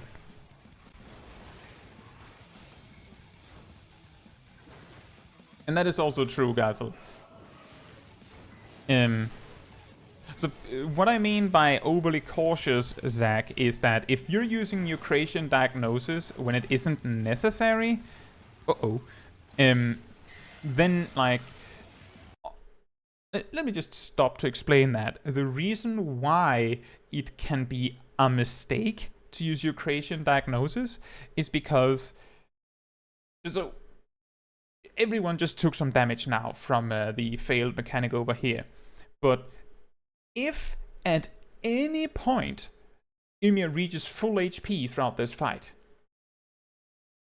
and the healer wasted time casting Eucratian Diagnosis on Ymir at some point, and Ymir never dropped so low that it was necessary, then the Sage could have cast Dosis, which does damage, and we would have benefited more from that, because Ymir didn't need the healing. It's like optimization stuff. It's overall minimal, but it adds up really quickly. Every time you cast Eucratian Diagnosis or Eucratian Prognosis on something you could have dealt with an OGCD. So, if you use Eucratian something, a spell to heal with, but you could have done it with Ixocholi instead, or Driucholi even, then you're losing around 330 potency minimum of potential damage. And while, yes, your primary objective as a healer is to keep everyone alive, the primary way that healers interact with this in Final Fantasy XIV compared to other games is optimizing your time. And the most effective way to quote-unquote waste time is to cast healing spells that you don't need. Like, if you can do it with an ability and it doesn't cost you anything down the line, then that's always better, because it doesn't cost you any time to use an ability as opposed to using a spell. That's the reason why I'm like grabbing onto this specific detail, is simply because if you're using a spell to deal with something you could have dealt with an ability as a healer, then you didn't, like, you could have been more effective. In like, unless you're in like a savage raid and you need the damage to beat the boss on time, it doesn't matter. The boss is probably going to die eventually. Like, Galatea, it doesn't have an enrage timer. She literally loops this mechanic if you let her. But yeah, the reason why I say play overly safe or overly cautious is because if you haven't beaten a fight, you haven't seen a fight before, it's not surprising if you're playing a little extra carefully just to be sure, right? Like, if you don't know for sure what's going to happen next, I could understand why you would like really aggressively try to keep everyone topped up, just in case. Totally understandable.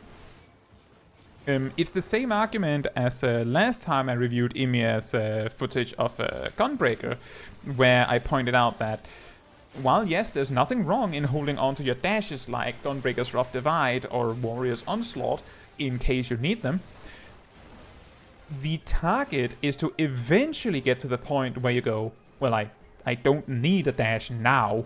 I've done this fight 50 times and I usually don't need a dash at this point, so I don't save one, I use it for damage. And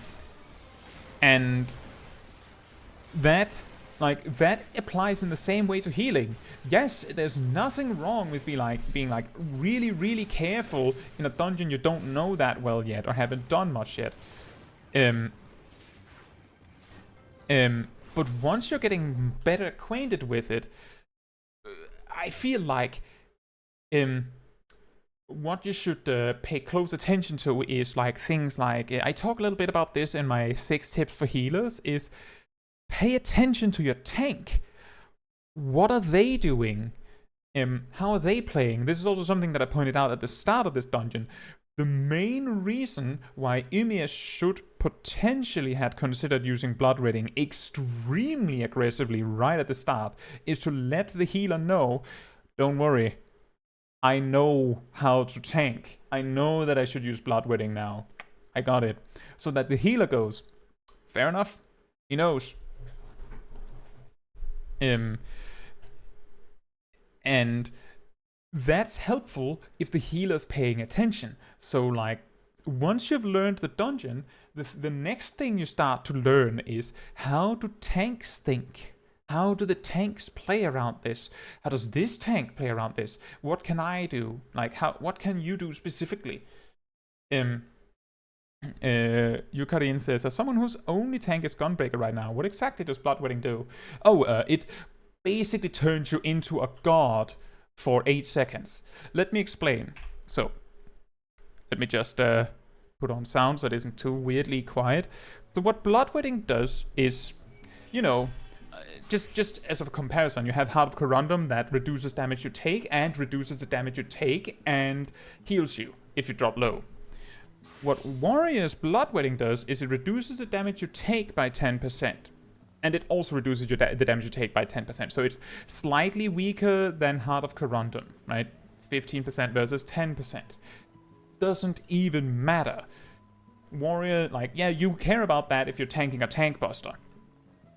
It also gives you a 400 potency shield, which almost rivals like TBN at times. Like, little shield there. Switch to Dark Knight. Okay, it's twice as big. Still, you get my point. But the big, like, icing on top, the little cherry on top, actually, is... Yeah, actually, Yumi says it's better than TBN. It's complicated because 25% shield is really good. But the thing that makes Bloodwedding so broken is that it restores HP with each weapon skill successfully delivered. It's really weird wording, but what that means is... I'm switching to Paladin because there's a comparison here. Holy Spirit has an effect where when you use it, it heals you for 400 potency. The way Bloodwedding works is that every time a damage number appears while you have Bloodwedding, it heals you. So you do this and this. 3 healing numbers. 3 healing numbers. 3 healing numbers. And 3 healing numbers. And each of those healing numbers is 400 cure potency. So you can see that Heart of Corundum healing 900 potency is it's good, but I mean, there's 3 mobs, so you get like 5,000 heal potency just for free. As I said, Bloodwedding makes you a god for 8 seconds. It literally just makes it so that you just pretty much fully heal after every GCD while it's up. It's almost like an invulnerability. Almost. It's not exactly, but it's really, really, really strong on AoE. Absolutely insane. And it doesn't help that 1,400 potency shield and then 4 weapon skills. On a single target, it's still 2,000 potency worth of shield and healing combined. 2,000. It's completely insane. Let me put it like this.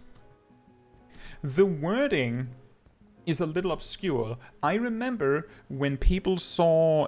so there was a leak shortly before Endwalker released. And that leak included all of the tank tooltips. Every single one. And people saw this. So they saw Nascent Flash, which is the shared version. Yes, that's right.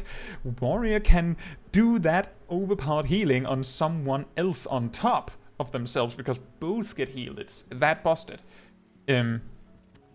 They saw, because the old version of Nascent Flash was that I believe it gave you 20% lifesteal, 25% lifesteal, so 25% of all damage you did, you received as healing. Just to reiterate here, Bloodwetting Overpower, that's 110 potency. 110 potency. The healing is over twice, almost 3 times the amount of damage I'm doing, right? So now it's like, I'm pretty sure it was 25%, Phil. I'm pretty sure it was 25%. Pretty sure. It doesn't really matter, honestly. There's a possibility to remember it as 50% because in Boja you could use the lifesteal essence, and I believe that just gave you like a passive 25%, so like stacked together. But they saw that it was changed from 25% lifesteal to, restores HP with each weapon skill successfully delivered. They thought that it was, if you use a weapon skill, you get 400 cure potency, which is not always better.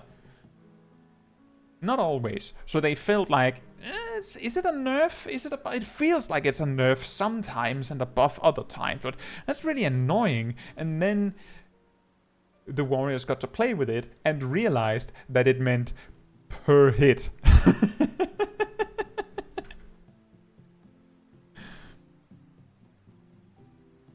Right, so just rewinding this, because I feel like I snuck a little bit too easily over this. This pool that we're coming up to is actually surprisingly evil, like really rough depending on the tank and healer. Like, there's a lot of mobs, some of the mobs hit really hard for some reason. So usually, if I think far enough ahead, I will usually use Rampart back on this pack instead, so that I have Vengeance here, just to be sure.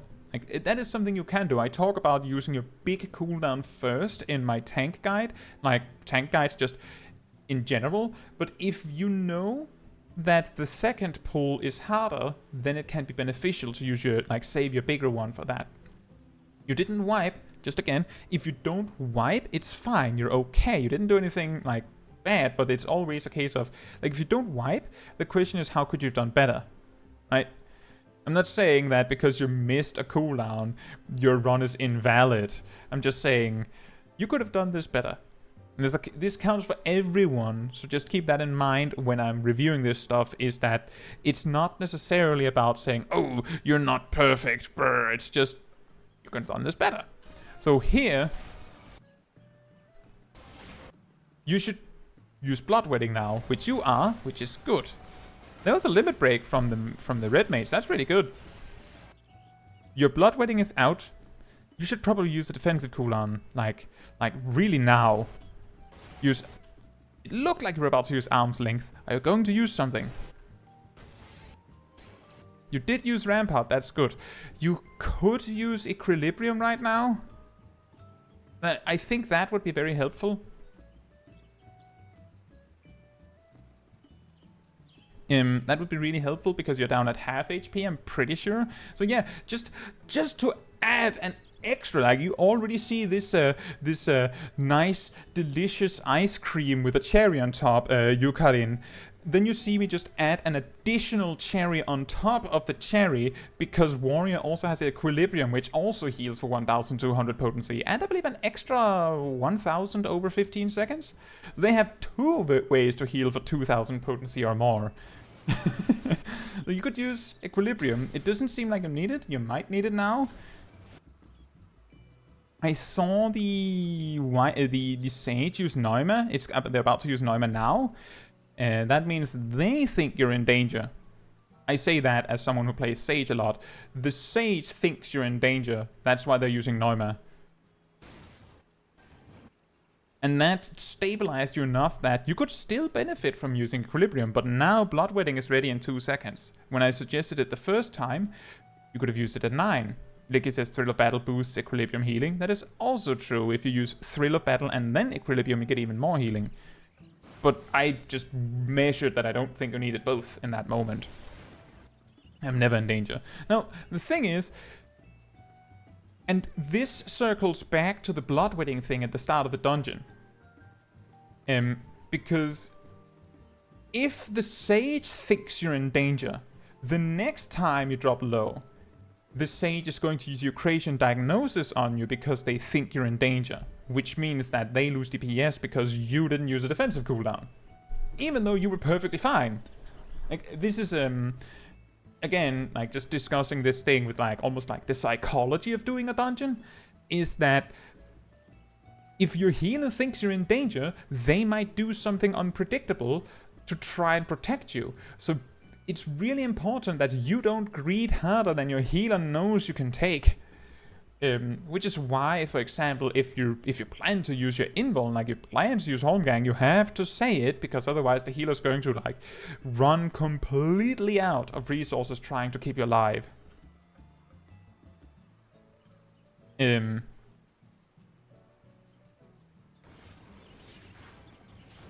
says Neuma. Yeah, I like using Neuma for damage since it doesn't have a huge fall off. That's true. It's like I believe Neuma is. It's like Toxicon, but it's Toxicon with slightly more damage. But it's also a big heal. Isn't Neuma a 3-minute cooldown? 2 minutes. But Neuma is not a DPS loss. Like, the key thing is the Sage using Neuma is your warning sign, because that's the only like mega cooldown the Sage has to help you with. Like, if they're using Neuma, it's probably because everything else is saved for some other reason. They might have used Neuma because they think that's the only thing that'll help. But if they've used Neuma and you drop that low again, the only thing they have left is just random stuff, go! And just throw everything they have. Like, that's the next step. And they will either do that or this.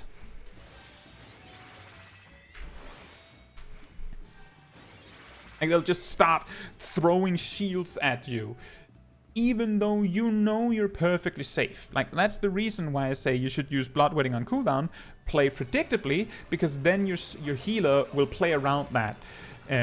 It sounds a little strange, because I've actually said the same thing to Sages. From the Sage perspective, you're using things like Karakoli, and then 15 seconds later use Targakoli, and then 15 seconds later use Karakoli, if the fight is still going. But the reason why the Sage plays predictably like that is because that's the best thing the Sage can do, almost. These kinds of things. Like, that's as good as it, like, as strong as it gets. So obviously you're going to do that. Similarly, the Warrior can just use Bloodwetting on cooldown. And if the Warrior plays predictably and the Sage plays predictably, then they can play around each other. Exactly, double time for Fiend's Battle. But if the Warrior uses Bloodwetting on cooldown, what you're going to see with a good Sage is that the Sage might start going, well, then I don't have to use Karakoli in the opener. Like, I can just wait until Bloodwetting ends. And then they'll adjust their predictable timing with yours. So they'll use Karakoli, and then you will use Bloodwetting, and then they'll go, oh, well, I can use Tabraholi now that your Bloodwetting is over. Like, you can, like, mix your defensive cooldowns together so that your overpowered Bloodwetting combines with nothing, and then they'll add a defensive cooldown onto yours, so it's easier for both of you. But the only way for this magic to happen is if you both play in a predictable way, and you can either do that by doing it in an extremely obvious way, like obviously you're using Bloodwetting on cooldown, so the healer can't possibly not realize that if they're looking at you. Or you can communicate. Now, don't worry, that's not a requirement. You don't have to communicate, but that is the alternative. That's why I'm saying just body language, right? Bloodwetting on cooldown, Keraholi on cooldown, these kind of things. That's the way to talk without saying anything. Licky says, I should give you a tank video. You could. Just keep in mind that your character has to actually be dressed.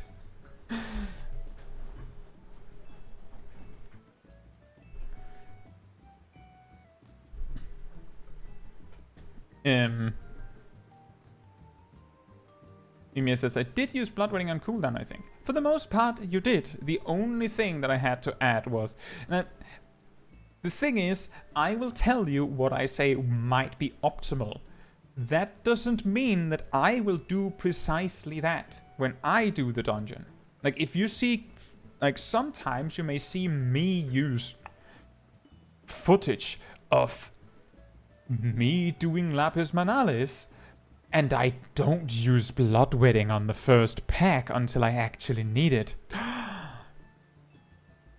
Ludicrous. That's of course because I didn't play optimally.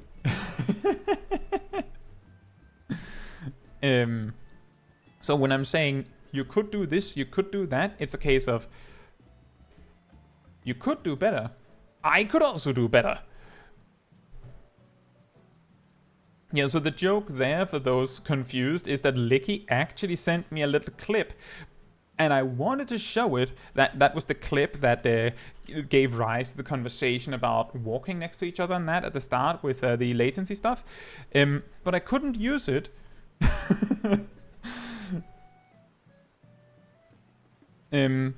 Because Licky wasn't properly dressed.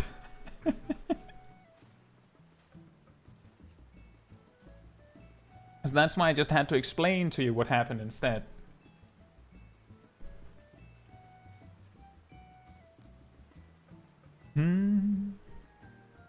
But yeah, just overall, Ymir, it went fine. I thought about that too, Licky, but the thing is that the thing that we wanted to see includes your death animation.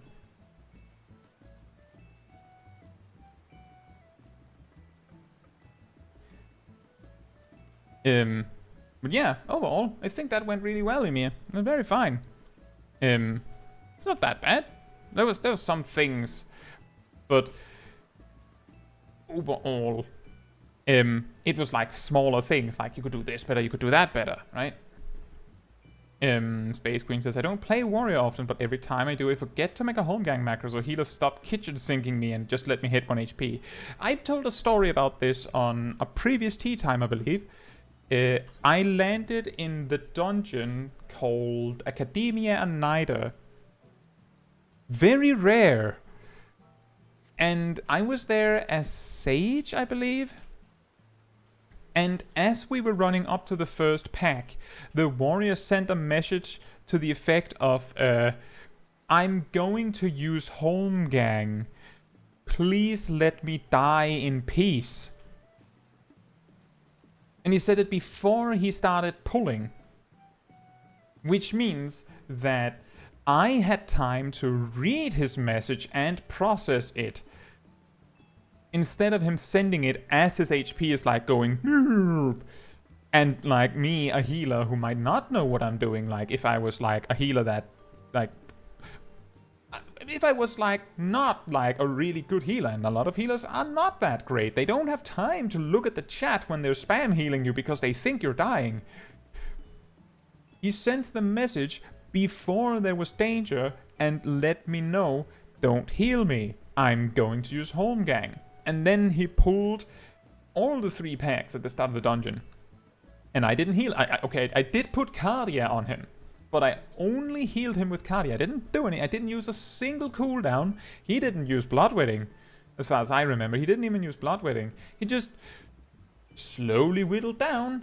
And he reached 50% HP. And I didn't do anything. He reached 40% HP and I didn't do anything. He reached 20% HP and I didn't do anything because he said he would do it. I'll trust him. I'll trust that he knows what he's doing. And I think he reached like 4% HP and then he clicked Holmgang. Like he was one hit away and then he clicked it. And then I sat there like, well, he's going to use Bloodwedding next because I can't bring him up from that. That's on him. It would have been Raw Intuition. True, it would have been Raw Intuition. Good point, Emir. And then I sat there hoping that he would use Raw Intuition on time, and I see it go down to 4 seconds, and 3 seconds, and 2 seconds, and then he uses Raw Intuition at GCD and goes back up to full HP. And when I saw his Raw Intuition end, I clicked Kerakoli.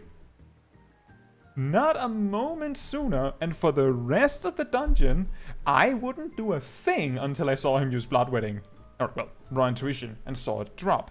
Because I knew he knew what he was doing. Like, he was good. So I was also good, so I just played around it.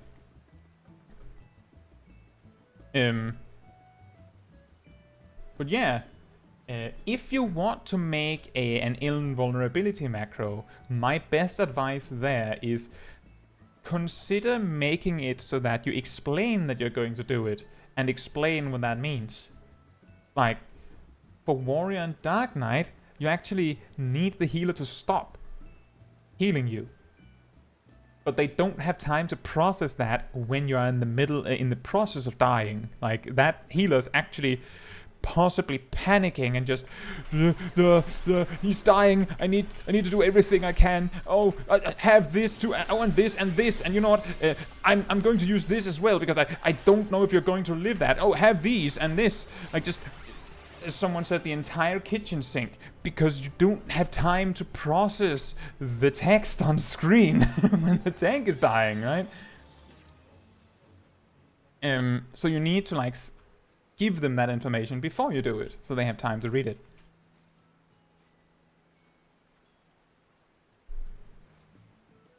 Puppeteer says, so I have to late weave Raw Intuition when Holmgang.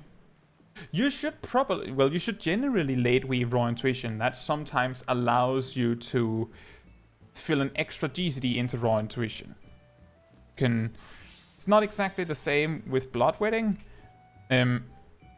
But my GCD is 2.5, so it might be. So I do like this. Like exactly on time. That is effectively a late weave. Let me see, it says 1.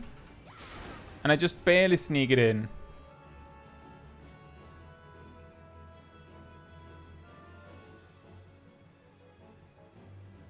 I'm just waiting for my Raw Intuition to be ready again so that I can demonstrate the... So... I do like this, early weave, 1 heal, 2 heals, 3 heals, only 3. So it's very important that you late weave. Zeke says, so I should use Raw Intuition when it's 3 seconds left on Holmgang. That would be optimal. You could even do it on 2, or...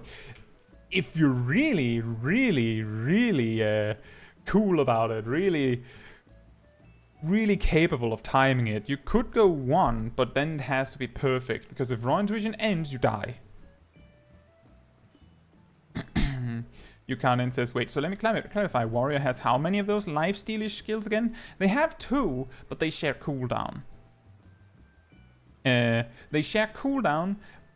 One of them is for themselves, one of them gives the damage reduction and the shield to someone else, but actually heals both players. So you can see if I do it like this, you can see Kitsu over there also receives the same heal as me, but Kitsuneko has the big shield. There's a funny thing with Nascent Flash actually, because the 4th hit that you can sometimes sneak in, your friend will not get that healing because the buff will run out before it can copy the healing. It's really weird, really janky detail, but just think about it.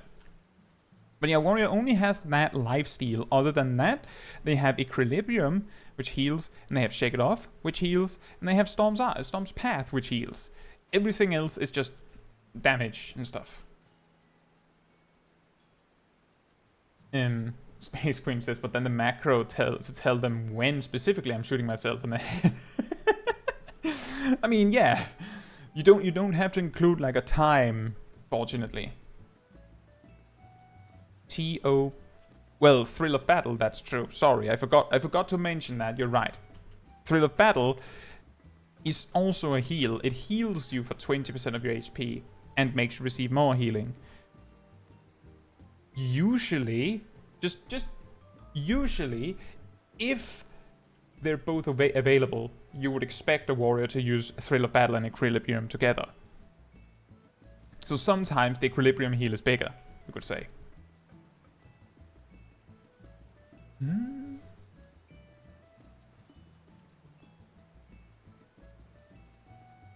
Increase maximum HP is a mitigation. Increasing maximum HP alone isn't really mitigation, but if you combine it with increased HP recovery, then it's basically the same as damage reduction. So, just to clarify, more max HP that you also receive as healing is, yeah, it's closer to a shield, as Space Queen puts it. If you combine it with a healing boost, then it's effectively the same as damage reduction. Because both your health is bigger and all healing you receive is bigger.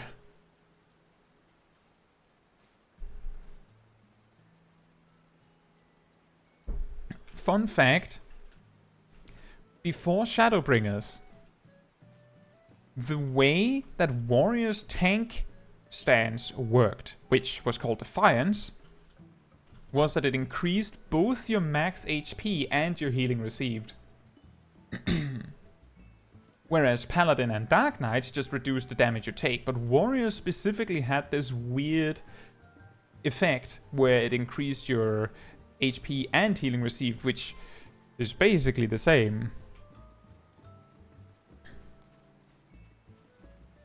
It's not the same in a few contexts.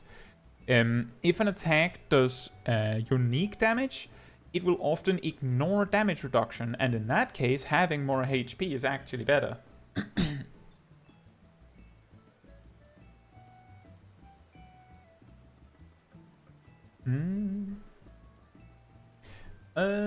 Bob, for a little bit ago, said, currently leveling Sage, my MSQ is level 65. What do I do to not run out of resources when the tank is pulling wall to wall, and what do I do when I run out of resources? What do I do to not run out of resources? At level 65. So at 65, that's a little bit of an awkward level range for Sage at times, you could say. It depends on the situation, but you have a lot of tools, and you may have to measure your situation a little bit, so to speak. Your primary options here at level 65, just remember there's a lot of tools you lose if you're not like high level. So you have Physis, which is really, really good for healing, but you only get that once per pull-ish. You have Tavro Holy, which is good healing and damage reduction, but you get like usually one per pull. And then you have the rest of your Adder Skull. And you have Soteria. I think that's everything in terms of healing cooldowns. Pretty sure that's everything. So the reason why I'm saying you may have to measure your situation is that because you just have your Adder Skull to work with for the most part, one of the questions you might need to ask yourself is, if I use Ryu Holy here, like for example that's 17,000 healing, is that more healing than if I used Kara Holy and reduced the damage the tank takes for 15 seconds? Like, if I reduce the damage they take by 10%, is that going to amount to more damage, like more healing dealt by virtue of not taking the damage, as opposed to Ryu Holy? In my experience, when someone is doing a big wall-to-wall pull, using Keraholi and just having your passive healing from Cardia and Soteria possibly is a lot more effective than you'd think. So in those situations, you could try and use Keraholi, and when that runs out, use Tavraholi, because the tank probably needs the healing, and then when that runs out, if the fight isn't over, you can do Keraholi again. What you can also do is you could use Keraholi with Fizzes to, like, produce, like, an artificial high-level Keraholi, because at high level, it also applies healing. It does not do that at level 65. And just for anyone wondering, I'm picturing Bottom's Medal here when I'm giving this advice. And Bottom's Medal's mega wall-to-wall pull right at the start, yeah, might be very hard. What you could then do is, so you open with Keraholi into Fizzes, so you have heal over time and damage reduction, and if you're attacking, you heal with that as well. When those run out, you can then use Tavraholi, and if you need more healing than that, you can then add Soteria if you really need it. The reason I say if you really need it is because you might not have it back for the next pull.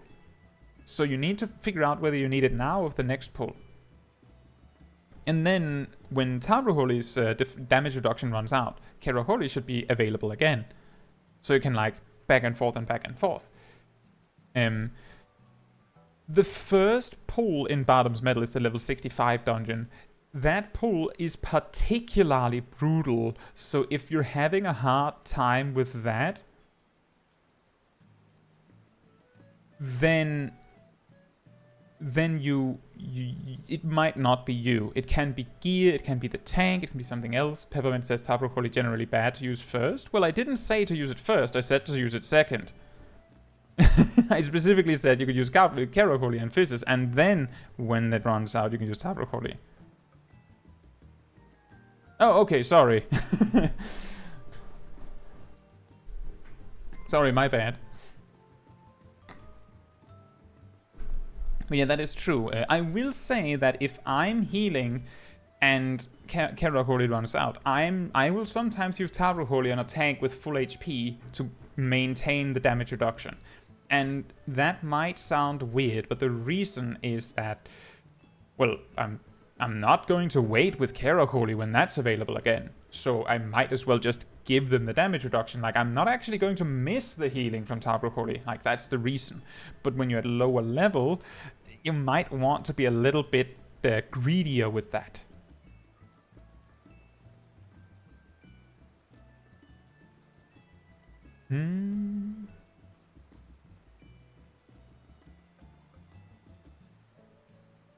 Taraka says, what is the main difference for Scholar and Sage in terms of tools you have?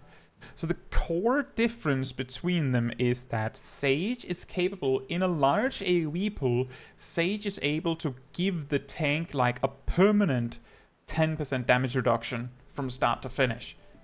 The whole thing. And when you're high enough level, you can also give them Heimer or Panheimer, just on top of all the other stuff. Scholar is a lot more, like, they have Sacred Soil, which they generally want to use on cooldown, but they're a lot more about giving the tank some stuff to work with and kind of just hoping it works out. Which is a little weird to say it like that, but basically, you put down the Sacred Soil blindly, like, they're probably going to benefit from that. Just like how Sage drops down Keraholi and just, well, tank probably benefits from that. But you also give them, you might give them Excogitation. You probably will. And you don't actually have to do very much as long as Excogitation holds.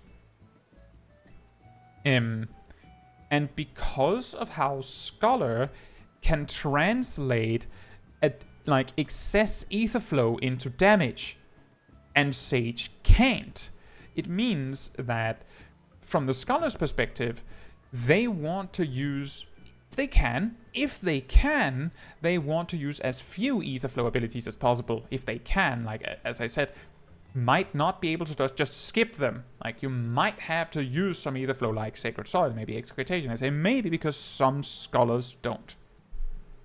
But Sage, on the other hand, I mean, just throw it out there. Just use your Adder Skull. Just out there. Like, use the best you got. Like, it doesn't matter. But because of that difference, Scholar is a lot more incentivized to use their defensive cooldowns that don't use Ether Flow. If that's enough, like if they don't need to use Ether Flow actions, then they might be motivated to not do that, while Sage doesn't care. That means that Sage's motivation to use Fizzes alongside Tarvruk Holy at higher level, for example, you might, I do, is that it's effective. Scholar's motivation to use Whispering Dawn is that it doesn't cost Ether Flow.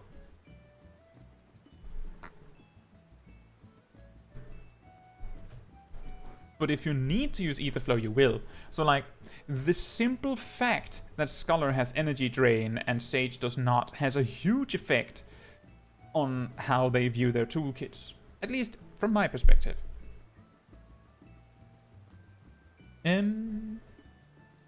Let's see, Needlemere says, I just got Warrior to 82 and I don't know which is better between Bloodwedding and Nascent Flash. If you don't need the damage reduction yourself,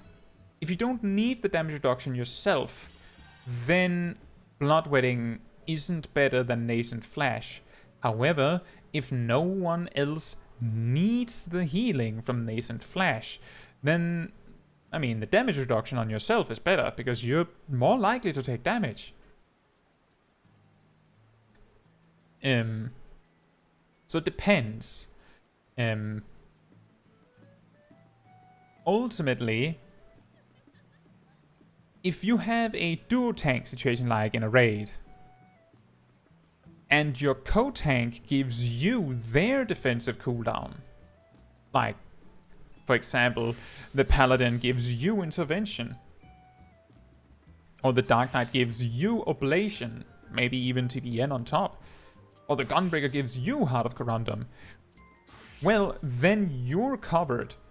If you use Nascent Flash on them, then the net gain is bigger because Bloodwedding and Nascent Flash, like, Nascent Flash does all of the things Bloodwedding does on someone else, and then also heals you. Like, it does everything Bloodwedding does on someone else. So you give it to your co-tank, and then it also heals you. So if your co-tank covers you, you can cover both of you. So if your co-tank is playing ball, then Nascent Flash is better. Like, just objectively better. But if you need to cover your own face, then you need to use Bloodwedding. Like, that is the better one. But yeah, the context matters, right? Like, it depends on what your co-tank is doing, what you have on yourself. Like, are you safe or not? In dungeons, the same thing applies.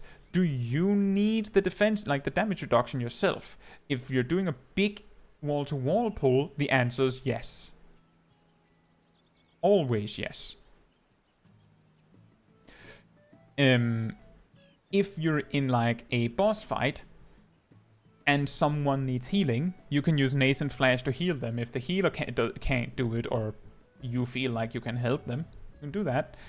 Just either keep track of whether the boss's tank buster is incoming, or, you know, keep an extra defensive cooldown to deal with that separately, so you don't force yourself to take a tank buster right in the face because you had to heal that other guy. Because Bloodwedding reduces the amount of damage you take from a tank buster quite effectively. Like I said, it's a 400 potency shield and 19% damage reduction because of multiplicative stacking. And just for the record, 400 potency is around 9,000. So let's see. Around 8% of your HP, and you're taking 19% less damage.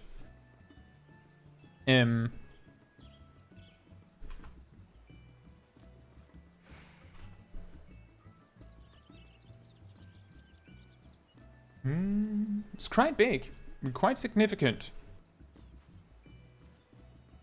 Let's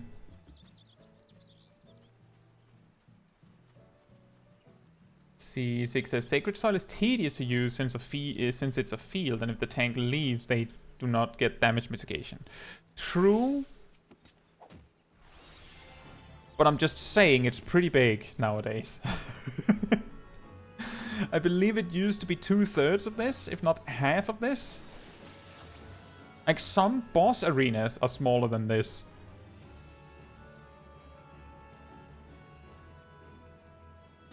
But you can put it inconveniently.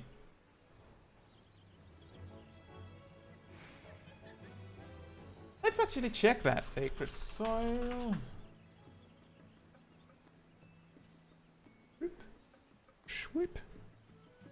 See here, version history. 2.0 added.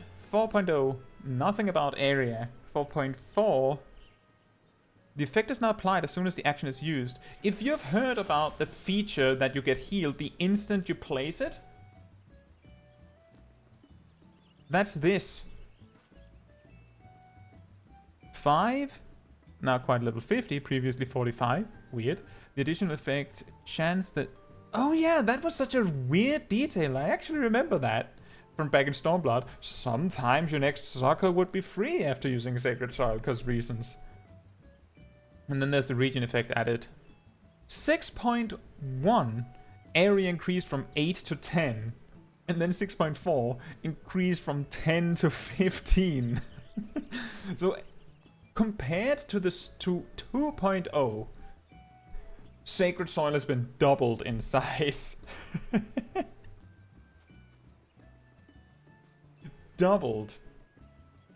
I think it's nice. I want to point out that one of the reasons why I instantly flipped over to Sage when Sage came out was because I was previously maining Scholar, and one of my favorite abilities that Scholar has is Sacred Soil. I was like, this is better Sacred Soil in terms of convenience.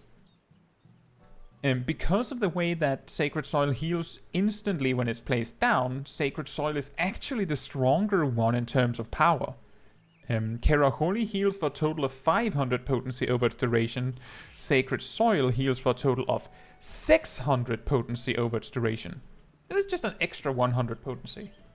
It's not anything major, but like if we're comparing, Sacred Soil is better.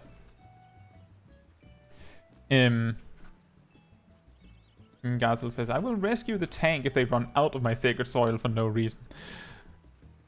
That's pretty reasonable. I think speaking of that, I can't remember who told me about it, but I remember this story with someone dealing with a tank where they were playing ninja, and they were like, this is my Doton. Please don't move the mobs out of it. It doesn't hurt you. And the tank argued that a friendly effect would never look like that, so it can't possibly be a friendly effect.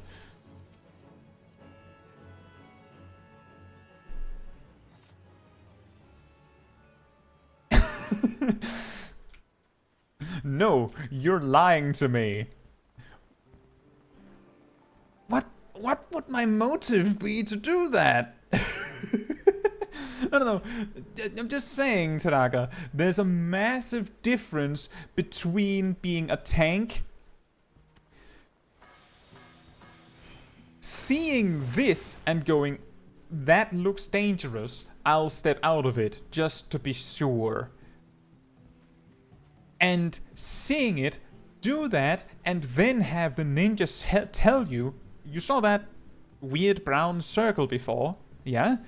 That's mine. Don't move the mobs out of it. It doesn't hurt you. Just leave them there. Like, there's a massive difference here, right?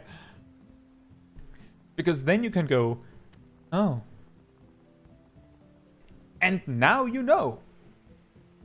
The funny thing with that story is specifically that the ninja explained it and the tank just went, No, no, that's not possible. The game would never do that. That's not how this game works. It's like that one time where back when Coin Counter and Aurum Vale didn't actually have like visible telegraphs for his attacks, and I warned my group, by the way, this boss does not show his telegraph, so you have to look at him to know to move. And the tank went, Lamau, this is Final Fantasy XIV. Bosses don't work like that. And then promptly died. So I sat there like, good thing a white mage can solo this boss.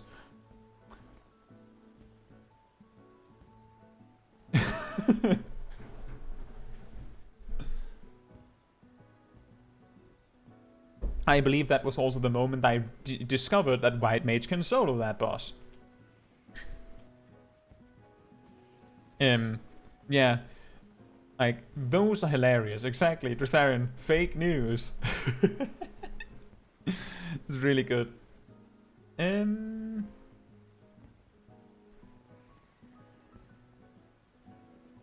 So, I've actually not spent very much time on reviews, so I don't think I'll be able to get to all of them this time. Don't worry, I'll keep the other video for next time, Mimir, but I feel like there's a clip from Gazel that I think is very interesting. It's the second clip from Gazel, because there's something about a rescue, speaking of rescue. Tristan says that tank had to be a warrior with a lack of active brain cells operating in that head. The two brain cells somewhere in there met and was like, that ninja's lying to us.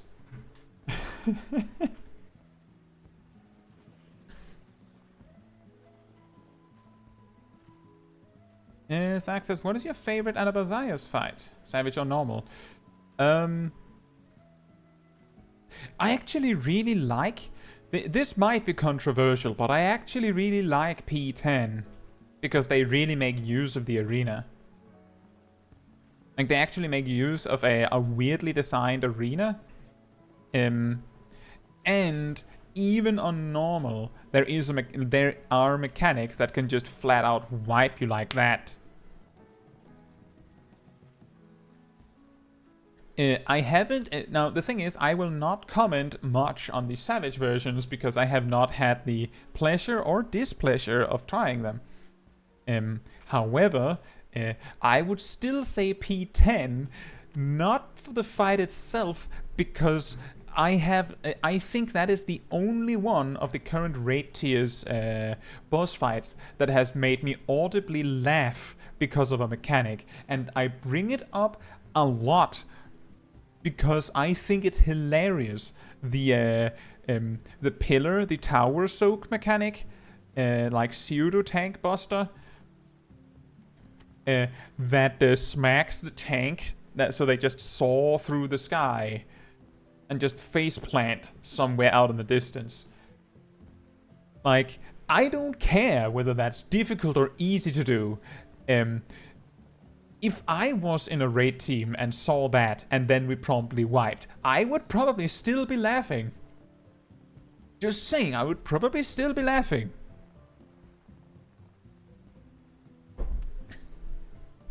So I'm just saying, that's the reason. Right, so the second clip from Gazel said, should I have rescued the tank up the staircase during the third pull? I haven't seen, so just I've said this before, I don't watch these clips beforehand. At most, I check if there's like music that I shouldn't be playing on the stream.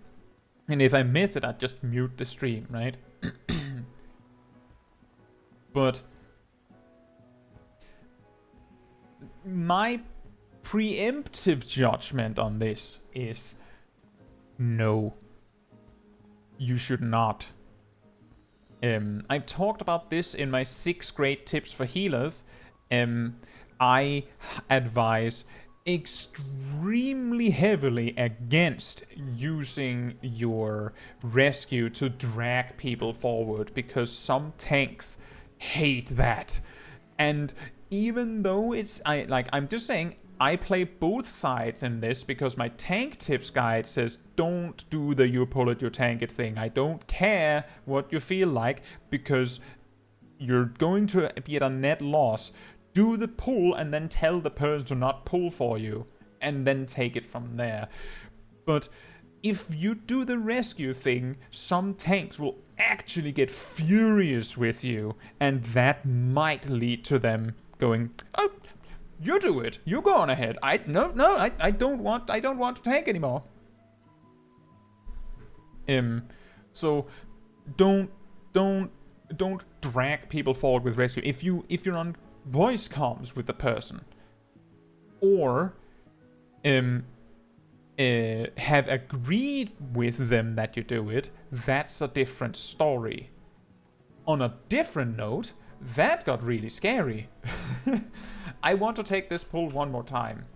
From here. Azel says, am I missing something or is the tank not using mitigations?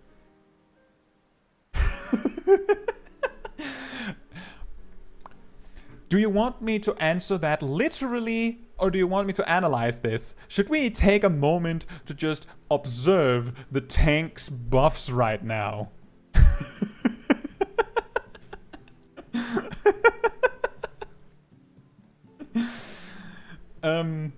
I was going to say that this was like early enough. I could see the pull from this, but I think we missed something.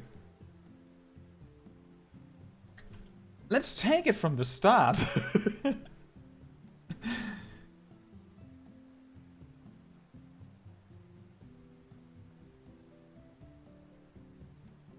Fight or flight before agility. So non-weaved fight or flight.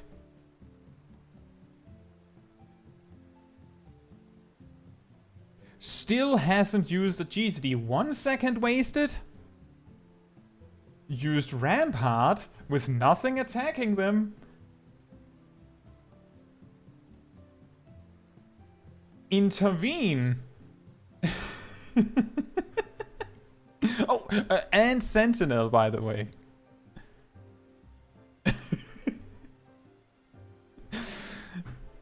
I have seen these. They're extremely rare as far as I know.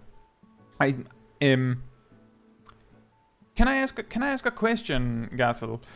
What time is it for you right now? Like, what does the LT say for you right now? Like, just flat out, just say what time does it say LT in game for you right now?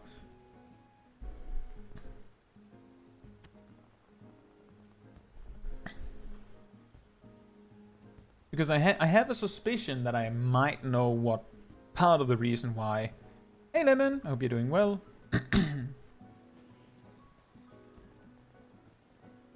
1832. I had expected that time to be way different. I would have, like, my argument, my best suggestion as to why you get these tanks is that you, like, queue at a really weird time. Like, at a really, really weird time. Because the time where I meet these kinds of tanks, like those really weird types of healers, is usually, like, for example, during work hours. During work hours on like a weekday night, not on the weekend.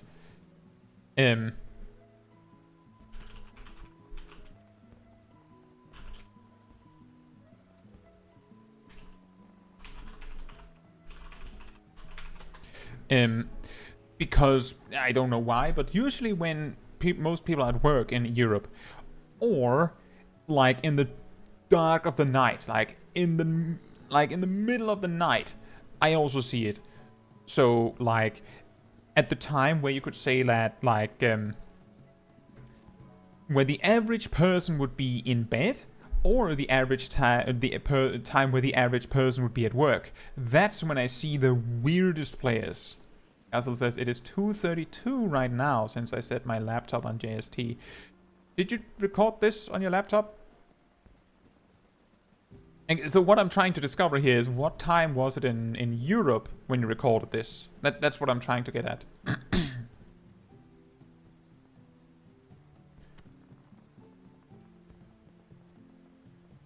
It was recorded on your laptop. Oh, so this was like shortly before the daily reset, right? Like really shortly before the daily reset, is that right? Is that correctly guessed? Oh. I had an experience of a tank who didn't use defensive cooldowns in dead ends. And after the first pull, I asked them, could you use more defensive cooldowns? Like, it's making it really hard for me. And he didn't really respond very much, but he did like this, kind of. Like this situation for the next pull. Just, now I've used cooldowns. I believe he actually used Dark Mind on Dark Knight on the trash pack. And then used Living Dead while he was at full HP. Like, he opened with Living Dead. And then used Dark Mind after that. And he technically used defensive cooldowns, but used them in the most useless way possible. And when I asked him again, like, could you maybe use your defensive cooldowns slightly more reasonably? Like, I didn't directly point out that he was obviously using them like that, but asked him if he could, like, maybe use cooldowns better, maybe use TBN a little bit. He said, you do not pay my sub. By the way, we wiped on the first boss because he didn't know how to deal with anything on that fight. And then I left the group. When did I have this? Oh, by the way, I left the group because he got mad that he didn't get enough heals, even though he died through something that wasn't, like, savable. And then the DPS players apologized to him. Or said that they were sorry for him that we couldn't do it. So I left. Just you leave duty, close the game. Like, you know what? I don't need the daily. I don't need the daily expert roulette before the reset, because this was like an hour before the daily reset.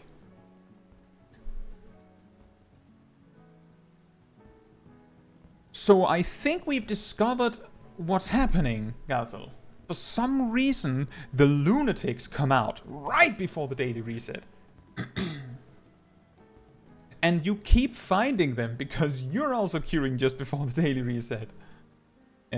My experience is usually if I'm queuing with like randoms that I have really good experiences, but that's because if I've been working on like videos, which I'm most days, I will usually like be available to do content like right around after the daily reset, maybe an hour or two after. But the closer to just after the daily reset that I queue, the more absolutely crazy good players I get. Like, I get like the full best in slot players and stuff. Because I queue on that side, so I don't know how to say it. It seems like you're queuing on the wrong side of the daily reset. Well, James, the thing is, if you're using TBN a lot, then the healer will notice quickly. And then you're good. Like, this circles back to the thing I said in the dungeon with Ymir. If you use your defensive cooldown extremely aggressively very early, then your healer goes, ah, he knows what he's doing. And then they know that you're not one of the bad eggs. Just, you know, be a little proactive.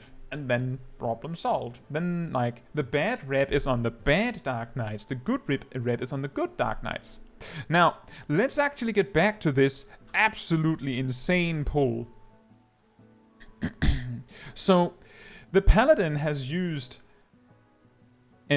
Rampart and Sentinel and Fight or Flight and Requiescent and one Intervene. So far they've pulled one mob.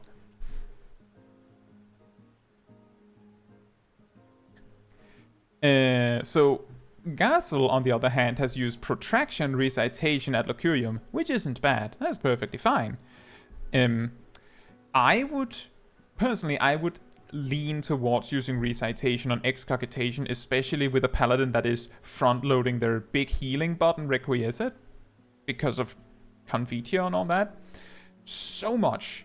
They might waste all of that healing because of the shield. But I mean, they're going to waste all of this anyway, so who cares at this point, right?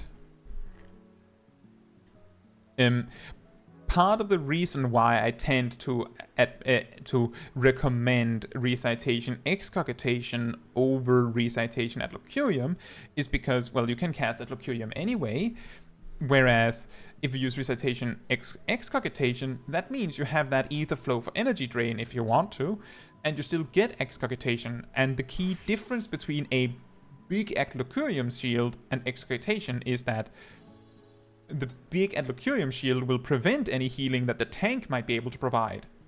And they're going to front load that because often it's connected with their offensive cooldowns, like with Warrior and Dark Knight using Abyssal Drain. Whereas excogitation doesn't do that. The only reason why I'm saying I would recommend using recitation or excogitation is both because of energy drain and because you might be able to crit that ad locurium anyway. And more often than not, excogitation does not step on the toes of the tank.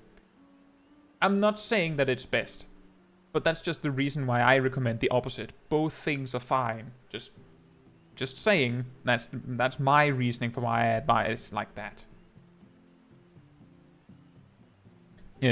Right, so now we've actually reached the mobs. The tank is about to run out of Sentinel. Now they've run out of Sentinel. They also used Confiteor, but they still have 3 Requiescat stacks, so what happened with that? Let me see if I can actually see what happened. They auto-attacked. They blocked.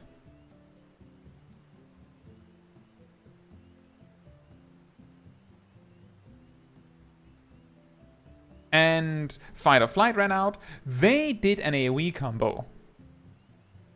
Because they have Divine Might. So they just have the Blades combo either sitting there or they broke the combo somehow. Let me just tech that real quick.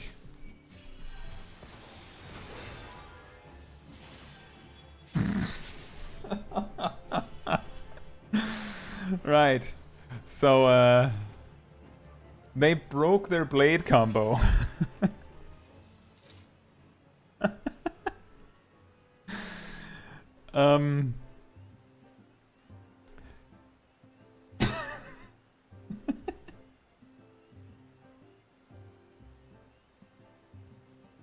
Eric says, maybe I'm bad at Scholar, but I'll fight anyone if I have to use any GZD heal. Usually, the only GZD heal you should need, or even should have to use if your tank is good, and you're good, is potentially an ad locurium before the pull starts. Aside from that, if you have to, like, it doesn't even matter what healer you are. If you have to start using like Cure 2, Benefic 2, Eucratian Diagnosis, ad locurium on the tank in the middle of a pull, that means that someone did mess something up. It could be the tank isn't using defensive cooldowns. It could be the healer not using their cooldowns. It could also be that the DPS is doing so poor damage that the fight is dragging on way too long. But usually if the healer has to start using GZDs and no one's like undergeared or anything, it's usually a sign that something's wrong. And I wouldn't be surprised if Gazel has to cast an ad locurium in this pull. So far, Whispering Dawn has come out.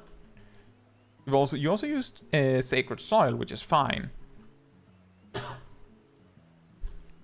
So, obviously, given that the tank already used their big cooldowns, they only have Holy Sheltron and smaller cooldowns left. They also have Bulwark, I'm pretty sure, unless they just did blap, blap, blap, and used every cooldown, and we just couldn't see it because it went off the screen. Yeah, so they used Requiescat. Then Confiteor and then just didn't finish the magic combo. They didn't even bother using Holy Circle. They're not, like, actually they're not even using Holy Circle now. Like, look at this.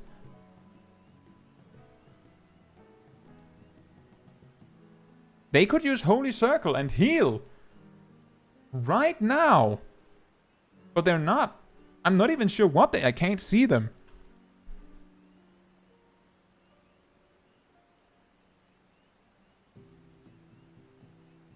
See, there was the Adlocurium. Understandable.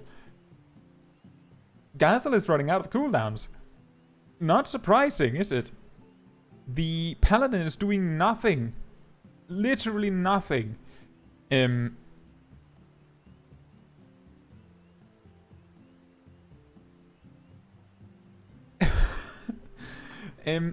tank used Rampart and Sentinel while pulling.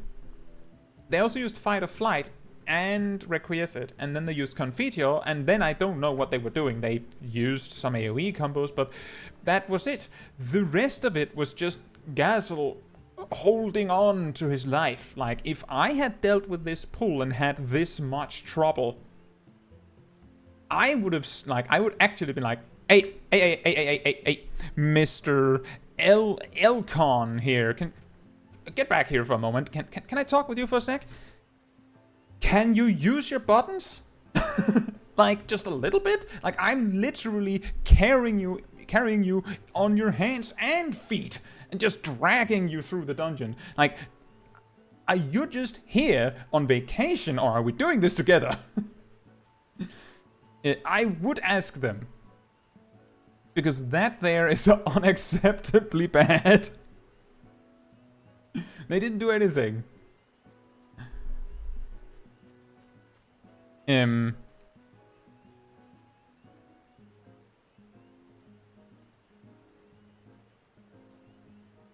thing is, so Zach, just to be clear, you should not use a defensive cooldown until you've actually reached your destination. That's why everyone went, what happened when the tank had used 4 cooldowns before they had pulled a mob?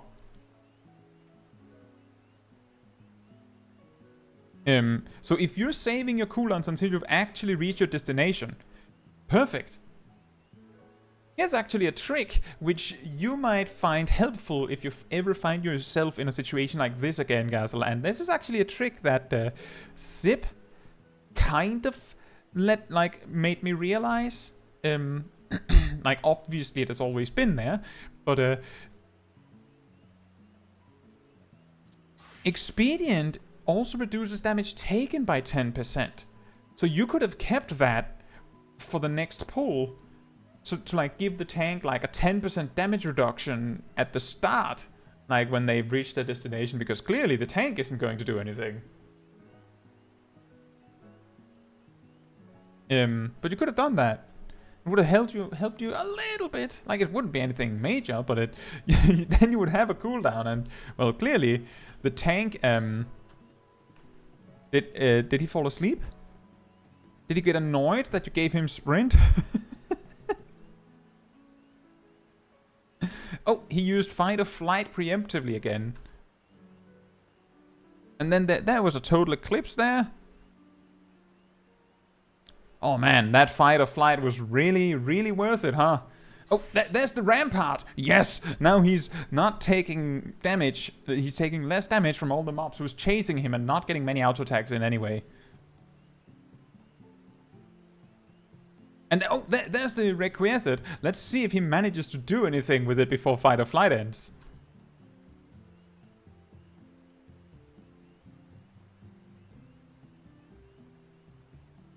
So he didn't do anything with it. There he used Confiteor. Hey, HK. And I don't think he knows what the Blades combo is.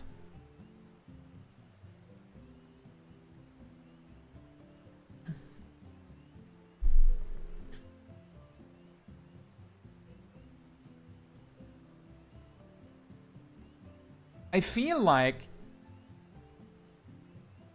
I would almost say we need to like grab this, just have this footage to show whenever some players say, oh, Paladin is so easy, you can't basically do no wrong with it, like it's so easy. Just grab this footage and go, just watch this. Pretty sure you can mess it up. So what we're actually doing, HK, is we're viewing footage that Gazel recorded for tea time, but this tank is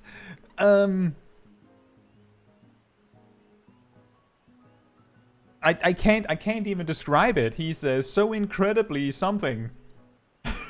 Did he use Hallowed Ground? I didn't see him use Hallowed Ground yet, at least. Did he distract me? He used Sentinel there because it was off cooldown, I'm sure. I don't think he's used Hallowed Ground. Like, this is incredible. But not in the way you would want it to be incredible. I'll speed up because...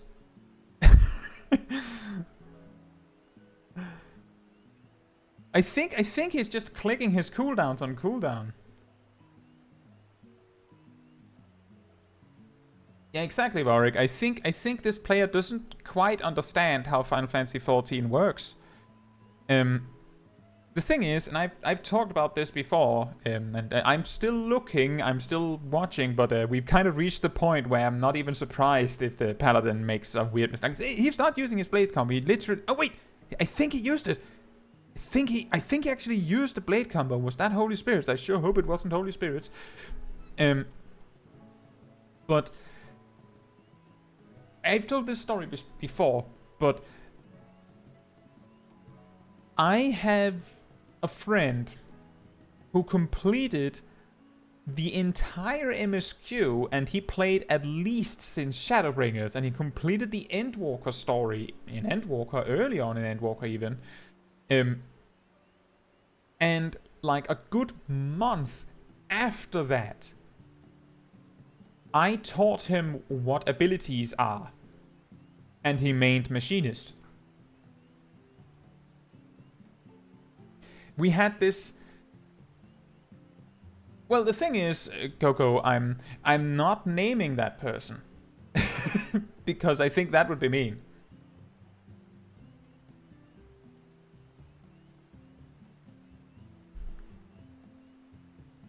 Gazel says, here's that rescue thing. Was it after the third poll?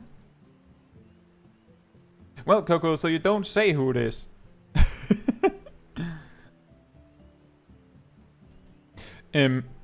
But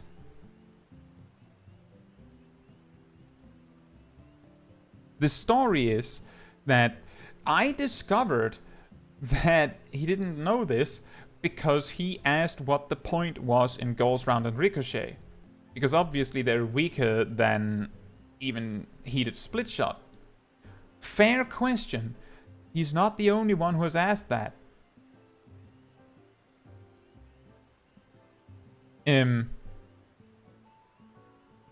But it leads to the discussion of, do you know what an ability is? And the thing is, I'm not saying that he did anything wrong by not knowing this. Like, as you can see, there are players of any skill level that has completed the game, basically. Like, completed the MSQ. So there's nothing bad, like, not saying that he did anything wrong by doing that. But what I am trying to say with this story about that friend of mine is that this isn't surprising.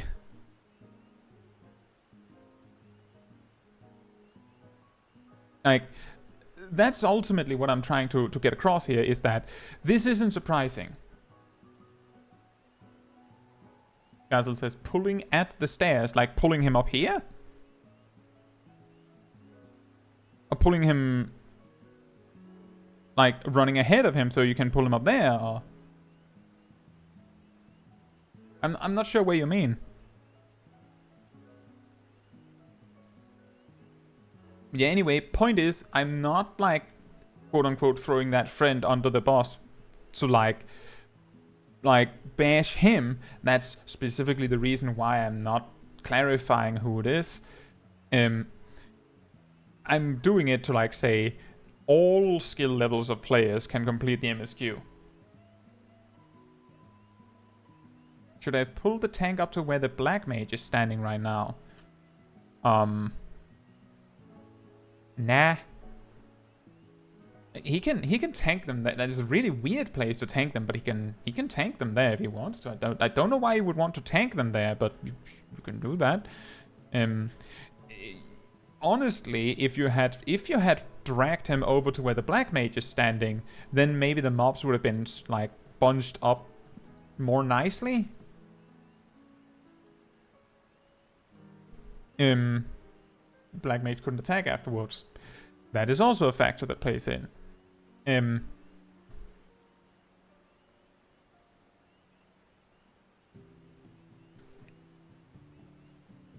I would say I would still for some reason I would still say no, because if it was a good tank, they wouldn't be doing this. Like they wouldn't be tanking them there.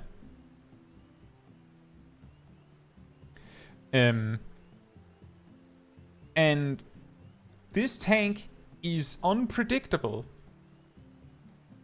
so I don't know how he would react to that. There's the possibility that he would just run back to where he was. It's a possibility that it wouldn't do a thing. But yeah, I will lean extremely heavily towards use rescue for good. If you're going to start getting smart with rescue, I would highly advise it is with someone you know, so you know that they don't get mad about it. You've seen people do it with me, like pull me forward if I'm tanking on streams. I don't mind.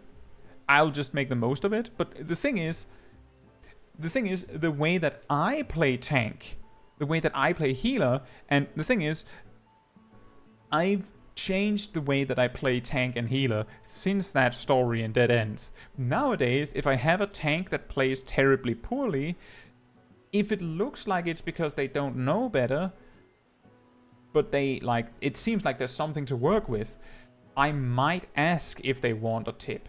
Like I'll ask them, do you want some input on this? But otherwise, I'll just see it as a challenge. Can I actually keep them alive without help? And unless the healer is flat out playing terribly badly somehow, I'm not even going to say anything. Have we noticed if the tank ever used reprisal or arm's length? Good question. Did he? I don't think he's used arm's length.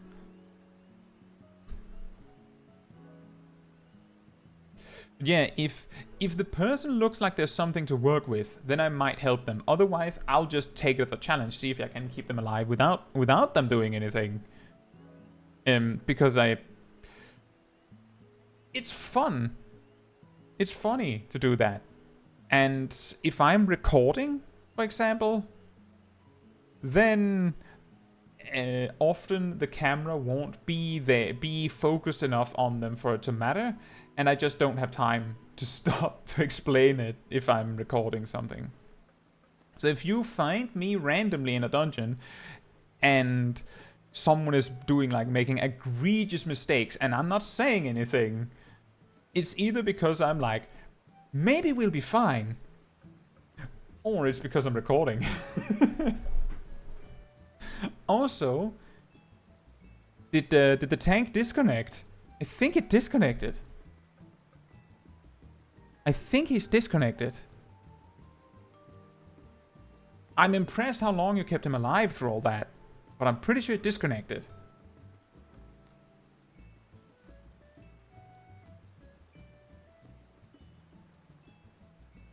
Good, now the dungeon is easier. Oh yeah, that's true. The tank actually said... He said AFK. Well, maybe the door... Maybe the door rang, like doorbell rang or something.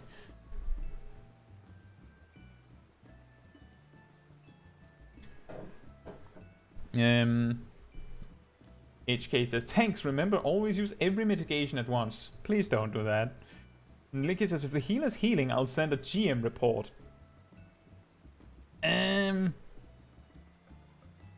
Don't do that.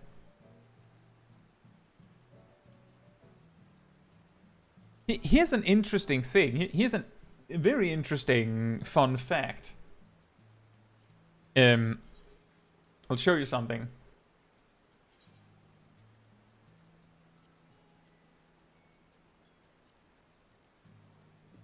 Report abuse of the vote dismiss feature. During a duty, players can use the vote dismiss feature to remove a player for inappropriate behavior or for being inactive. A group member may also be removed due to a player dispute, or if their playstyle simply differs. However, abusive use of the vote dismiss feature will be punished if conclusive evidence is found. What this means is, technically, if you have a group of 4 players and the tank just flat out refuses to pull more than 1 pack at a time and gets furious if anyone else pulls for him, that might be grounds to kick them. Might. However, the healer just spam healing the tank, just casting Cure 1 indefinitely, even though the tank doesn't need it, that might just be because the healer's bad. And that isn't grounds to kick them, I don't think. I'm pretty sure that that might turn around and become a problem if you do that. Similarly, if the tank isn't using defensive cooldowns because they're bad, might not be grounds to kick them. So what I'm saying is that very inconvenient that I closed the menu now, isn't it? This player dispute or playstyle simply differs. That is like a mega gray area. You could kick someone because playstyle simply differs, but that is not actually a reason you can give when you dismiss someone. But if the player was playing like that simply because they're bad at the game, so that like they're not doing it to spite anyone or hurt anyone, they just don't know better, then you are the problem. And then you might get punished right back. So just keep that in mind. Don't genuinely, just unless someone is really being mean or really clearly intentionally ruining the day for everyone in the group, then there might be grounds to kick them. But if they're just a bit slower than normal, then don't kick them. Like, do the right thing, be nice. Exactly, Tekna. Don't use League of Legends logic to kick people. You can't actually kick someone for being bad. Can't report someone for being bad. That is actually not a legitimate reason to report someone. Also, thank you for joining, Rust. Yeah, it is complicated. Like, it's a gray area because technically, if someone is like playing in a way that just like they're just playing poorly, that isn't grounds to kick them. But if they're clearly doing something weird to intentionally mess it up, that is a different story. Like, for example, I saw a thread the other day where someone explained that they were in P9, so P9 normal, and they didn't specify how or why. No, they did specify why, like based on assumptions, but they didn't specify how they did it. But they somehow managed, the tank, which was one of the tanks, which is a warrior, managed to somehow wipe all 7 other players intentionally, somehow, by 50% on the boss. And then instead of like wiping the group so we can all try again, they decided, I'm going to try and solo it. Even though everyone else would basically just held hostage, because that is going to take a long time.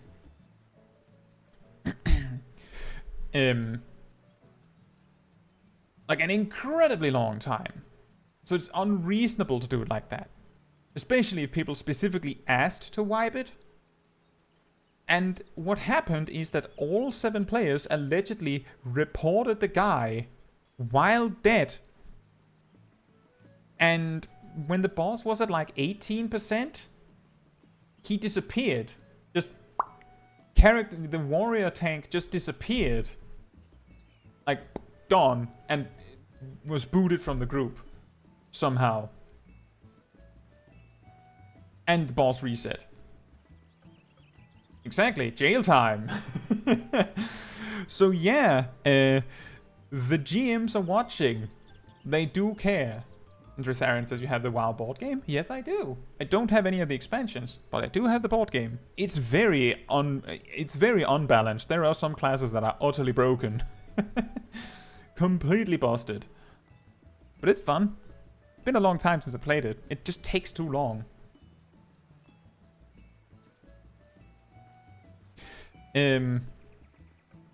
Right. So what do we do next?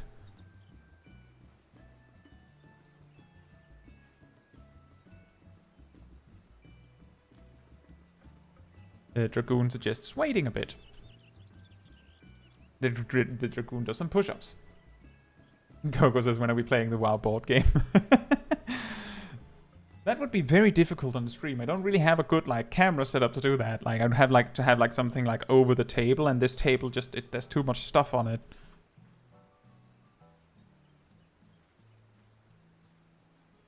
I'm guessing that you chose the AFK option. Because that's the thing. A legitimate reason to kick someone is that they're AFK. And he flat out said he was AFK. Like, he said it for the record that he's AFK. So if he complains that he got kicked and sends a report, then the GM would be able to read the text and see, well, you did say you were AFK. You can see the other people actually waited for you. You didn't say anything.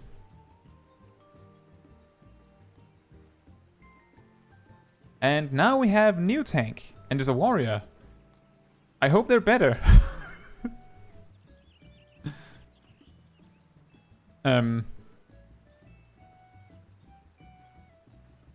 They use bloodwetting, and they're not using all of their defensive. They're actually staggering their defensive cooldowns. They're using their inner release properly. Incredible.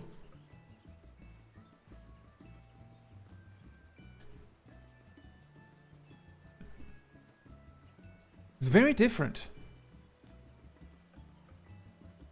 So something that is very an interesting detail with replacement players is that by default, you don't join groups in progress. That is a setting you have to go and toggle. It is like toggle once, and then it stays on between logins.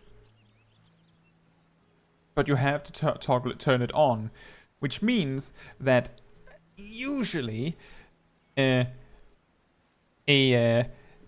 the better players that do that. Also because the better players are more likely to view it as a benefit. Like, I get to join a dungeon that is already in progress. I mean, on the one hand, it means that I'm joining a group that might have problems. Like, what's the reason that I'm replacing someone? But assuming that you're replacing someone who, like, in a group that was perfectly fine, and it was the problem player that got booted, then you just get a shorter dungeon. Like, this warrior got a dungeon where there was only 2 packs and a boss left. Like, he skipped 2/3 of the dungeon. So unless he really wanted to do the entire dungeon, this is like just a net win for him or her. Just generally just a big win for them. Exactly, the warrior had like just scored. It's just free time save. Dritharion says, could it be a mentor joining progress also? No. It could, but they still have to choose it. You have to go, so you have to open your duty finder here. You click the cogwheel. Join party in progress. You just set that. Confirm. If you log out and in again, that will still be toggled. All of the other settings will turn off when you log out, but that one is remembered for some reason. That one is remembered. So just... I do recommend, because most people that watch my channel and watch my streams are good players. Pat yourself on the back. Go on. You're good. You can handle a group that might need a little help in case you land in one of the bad ones. And when you land in a good one that just need a replacement guy, it's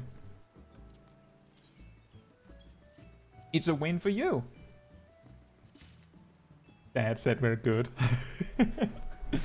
You did it, son. You're good. Yeah. Do that. I don't think mentors will land in parties in progress unless they've turned this on. But technically you could. Like, if you both have this turned on and you, like, queue mentor, then you could. Here's a tip.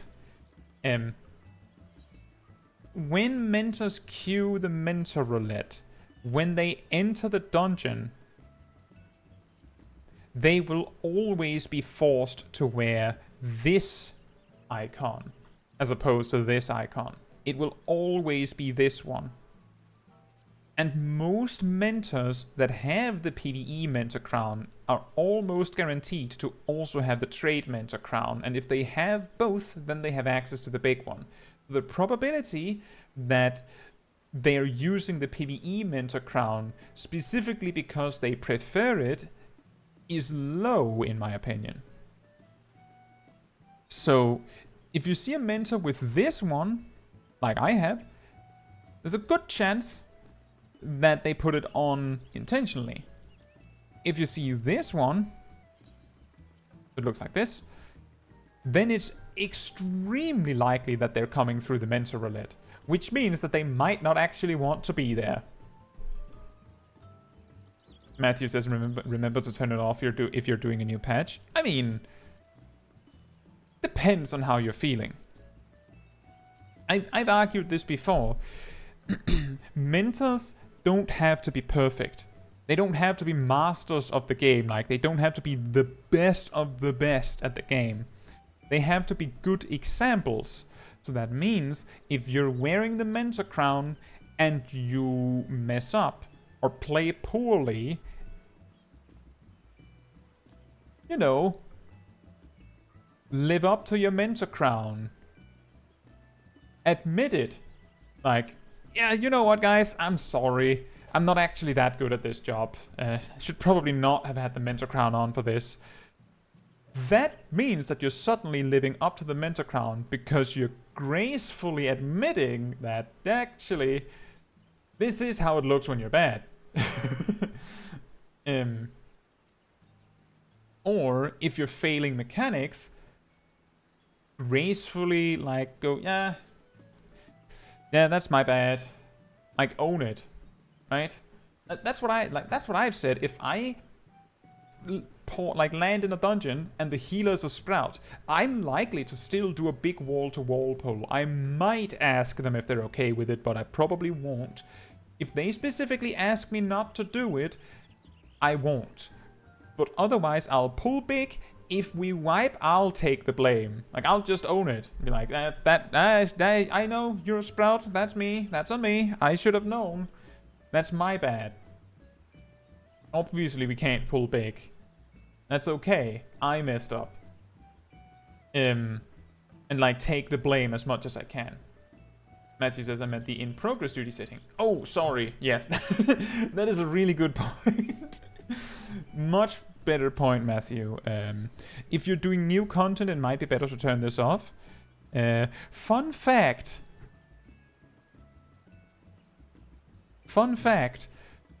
The first trial in Endwalker, I'm not gonna name it, just in case there's a sprout in the chat that doesn't know who it is. Don't say the name.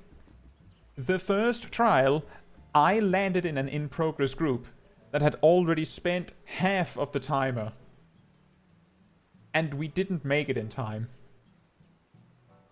Because we kept wiping to that mechanic with the meteors from far off in the distance. Not actually that mechanic. What would happen is too many people would die, and then we would die to the quadruple stack that follows afterwards. You know, basically the body check that follows would kill us. And we ran out of time. When I queued in again, I got a new group. And that still took us like 30 minutes to beat it. So it was really hard when it was new. Exactly, James. If you have the Mentor Crown, it doesn't mean that you have to be the best or perfect. It just means that you should kinda know what you're doing. And what I mean by that is, if you go into a dungeon you haven't seen before, then you should be capable of learning the dungeon quickly. Like, you're supposed to be like that person who is more knowledgeable on the game mechanics. So like, you're the guy that goes, oh, I know what we're doing wrong. Let me explain. And you're the guy that says, like, that keeps the good tone in the group. The guy that goes, yeah, it's okay. We're having a hard time. It's fine. We'll just try again. Don't worry about it. We'll be fine. That is how I see a mentor as good, is that they're like being a good example, like being a pillar of the community. That is how I view it. You don't have to be the best, but it would be weird if you're really bad. Also, hey Orion, I hope you're doing well. See, Coco says, PvP mentor, how do you get that? I'm pretty sure that you get the PvP Mentor Crown alongside the PvE one. I'm pretty sure you don't get that separately. Emia says, who's the dancing cat girl? That is HK416.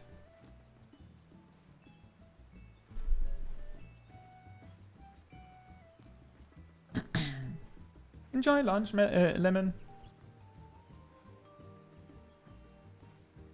Yukadin says, I would like to think mentors are good at the game, since it takes a while to get to being a mentor anyway. You're right. You are right. You should be right. Let me put it like that. The requirement to get the Trade Mentor Crown is that you need to have leveled, I believe, a crafter and a gatherer to max level. And you have to have gathered a certain amount of items and crafted a certain amount of items. Not difficult items, just items. So it shows no skill at gathering or crafting whatsoever to get the trade mentor. It's just a matter of did you or did you not do it. So that one is a maybe. The PvE Mentor Crown requires you to have, I believe, completed the role quest line for Endwalker for every role. So there's 5 of them. Which means that you would have to have a level 90 in every role to satisfy that. I'm pretty sure you need one in every role, or you might need a tank, a healer, and a DPS one. Can't quite remember. You need that, and you need 1,500 player commendations, which takes a while. Which is why I'm saying you're kind of right.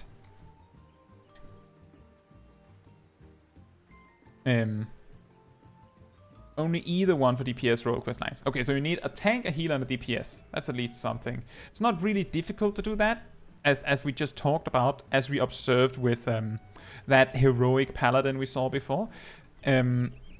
Having a tank, a healer, and a DPS at max level, and having completed the role quest line doesn't mean that you're good at the game.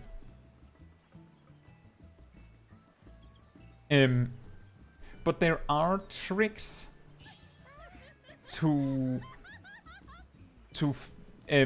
farm. There are ways to farm commendations. Obviously, it isn't consistent or guaranteed, but if you queue for content that takes very little time, and you go in as a healer, typically, especially an astrologian, and you wait until you're the last person so that everyone had the opportunity to commend you. That maximizes your commendations per hour. Why healer? Because usually, if the tank didn't do anything remarkable and the DPS didn't do anything exceptionally remarkable, then people are likely to commend the healer on the grounds of, well, I mean, everyone was healed to full, we were fine, so I guess the healer's good. Just commend them. And why astrologian?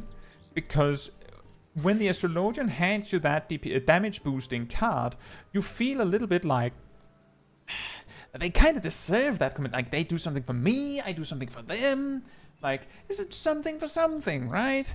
It's like, that is a way to do that. It doesn't work in all content. The particular the particular one that people recommend for doing this, and yes, people recommend, I believe, is Bowl of Embers. I don't know what's happening, but my chat says that it keeps breaking for a moment, like for seconds. Why Bowl of Embers? Because it takes like 2 minutes, plus any time that a Sprout might spend watching the cutscene at the start, which can take minutes. But the fight itself is very quick. So you just spam that. You don't have cards as Astrologian in that, so that wouldn't help. But just do it as, I don't know, Scholar. Then your pet can probably keep everyone fully healed, so you just mindlessly spam Ruin on the boss and you're good. But yeah, there are ways to farm it. Yukarin says, if that's the case, then shouldn't they change the requirements for mentorship? They could, but what is a reasonable requirement for being a good mentor? Like, as I said, you don't have to be a master of the game. You have to be a pillar of the community that can teach people, right? Surely, that shouldn't require that you've beaten an extreme or a savage necessarily. And if you count those things out, like actually really difficult things, then there isn't really any content that they could test you on. There is a way to make it better. But I will say that the requirement didn't used to be 1,500 commendations. I'm pretty sure it used to be like 300 commendations. I think it used to be 300 commendations and then some other thing. So they have vastly increased it. You could argue that a genuinely good mentor would see getting a lot of commendations as a non-issue, right? Should be easy, Lamau, to farm commendations, right? So that shouldn't be an issue. I think the way that they could make the mentor position better, more fairly given out to the correct people, is if there was some sort of actual mentor test. But that would be very difficult to design in a way that makes sense, or it might require like human resources to actually lead it and do it.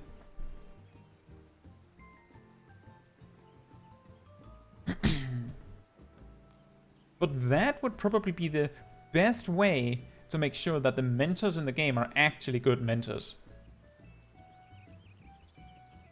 Phil says, I keep seeing people suggest an approval rating. That could also be that that mentors, like, you might be able to sign up to become a mentor, but if enough people like downvote you and say, no, that's a bad mentor, then you lose your mentor crown. But the thing is, that would also be possible to grief. Like, you could just have people that just downvote all mentors they meet because it's funny.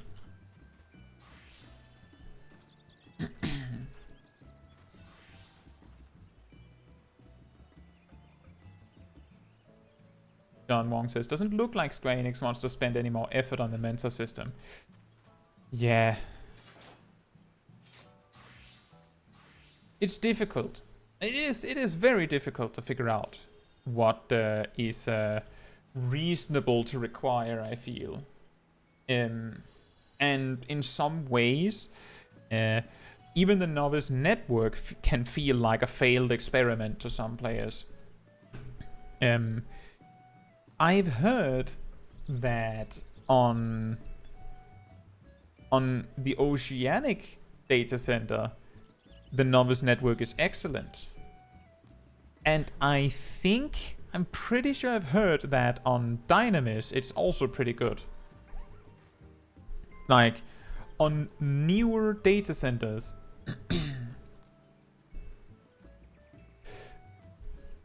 where there hasn't been, like, there isn't as much reason for people to be there just to to hang out. That makes sense. Like, people are there for the server. Hard to say, hard to explain. But I've heard that it's better on newer data centers. Yukardin says it's just weird because there's so many people here on YouTube hating on the mentorship, and I'd like to believe that not all mentors are like that. I would hope that I'm not like that.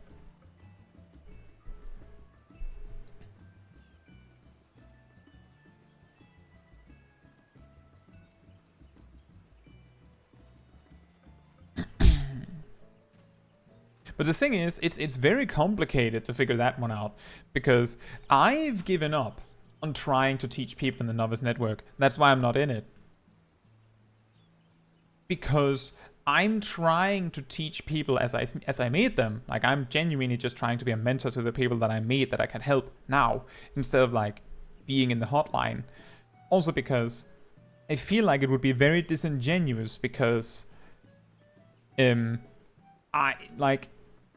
to some players, my name just being in the chat might feel like I'm just trying to advertise. Know what I mean? I feel like it might be it might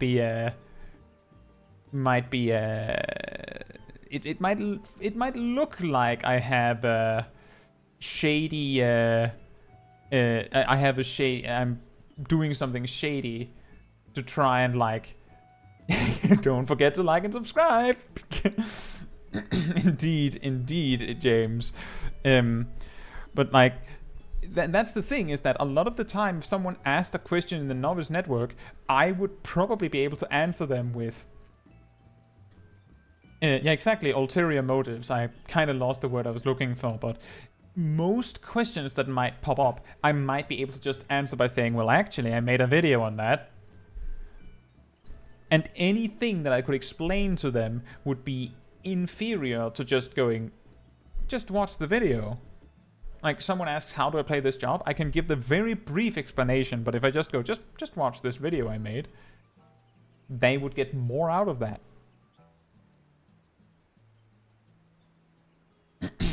HK guy exists, novice network, advertisement. Like, it's pretty funny, I had this really awkward experience a few months ago where I did Frontline. And, like, I usually say hello in party chat, and often in Alliance raids, I will write hello in Alliance chat. You know, greet. That is something people in Final Fantasy XIV do, and I've always done that. Like, I didn't suddenly start doing that. And I had this experience. I had this experience of someone going, are you that YouTube guy? And I said, yes, I am. And then like a minute passes, and remember we're in front line. And by the way, it's really early in the fight, but we're getting like double teamed by the enemies. We're really not having a great time. And the person then goes, "I'm pretty sure you're that guy from YouTube." And I'm like, "Yes, I am." Like, thinking I already said that. And then someone in chat goes, "Look at me, I'm so popular. Oh, woe is me. People recognize me on the street. Oh no." And I'm sitting there like, okay. And didn't say a thing for the rest of the match.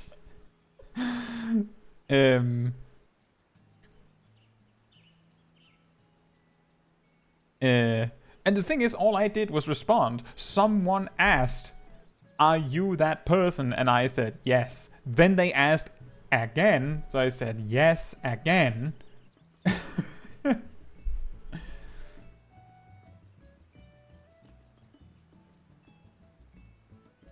King Tututato says, "Go, yeah." The thing is, I usually say, "Yes, I am." And people that are excited to meet me, I don't want to give them a bad experience. Because the thing is, that guy might have missed the first time I said yes. So I said yes again. Like, yes, that is me. Like, that's the thing is that they say don't meet your heroes. The reason why they say don't meet your heroes is because often they don't live up to your expectations. The thing is, I want to live up to those expectations. I want it to be a good experience to actually find me in the game. Or talk with me. Like, if, let's say hypothetically that we were watching that Paladin before in the review, that we watched it from their perspective. They had posted the clip here and were like, we had them here. I would, first of all, I would probably tone down the jokiness of them playing really badly, because we would be focusing on trying to teach them. The reason why we focused on how ridiculous it was because I will never be able to reach out to them and explain. I will never be able to help them. So the best we can do is sit there in awe at the ridiculousness of the situation. But if I met the guy, I would teach him. If he was in the chat and I could explain to him, I would have explained it to him. I was like, all right, so your first mistake is, you see here, you used a defensive cooldown without anything attacking you, for example. So I'm not like doing these reviews or watching people's content like that. You share with me your videos that I can review to help you. I'm not watching them to like bash someone into the floor. I'm trying to be entertaining, but I'm not trying to do it in a mean way. And I feel like the shock of them playing like that, if they saw this stream, I was like, wait a minute, that's me. They will probably get the point, especially since we just reviewed like a tank run before that. But yeah, I don't mean to like hurt anyone with these things. I genuinely don't. I feel like the best way we go about it is like talk reasonably with each other. As James said, it's like your video over a 2-minute burst. There's no right or wrong answer. Exactly. Gilano says, "Okay, I have a video on that, Macro. I should have like, we should have like an emote. Like, I have a video on that. The problem is it would be too small to read." Yukardin says, "Your videos have taught me more than the mentors I've been with, though. It's because they don't have the answers to the more nerdy questions I have." That's also true. It might be very difficult to answer the questions in detail. And also true, if they're receptive to criticism, they would probably be... Like, if they were here, they would probably be receptive, because they probably wouldn't be watching a channel so focused on teaching if they're not interested in learning. And exactly. Doing something stupid is funny at first. But that is also the thing, is that if we can laugh about it, then we can talk about it. Like, how there was that, like, how, what's a good example?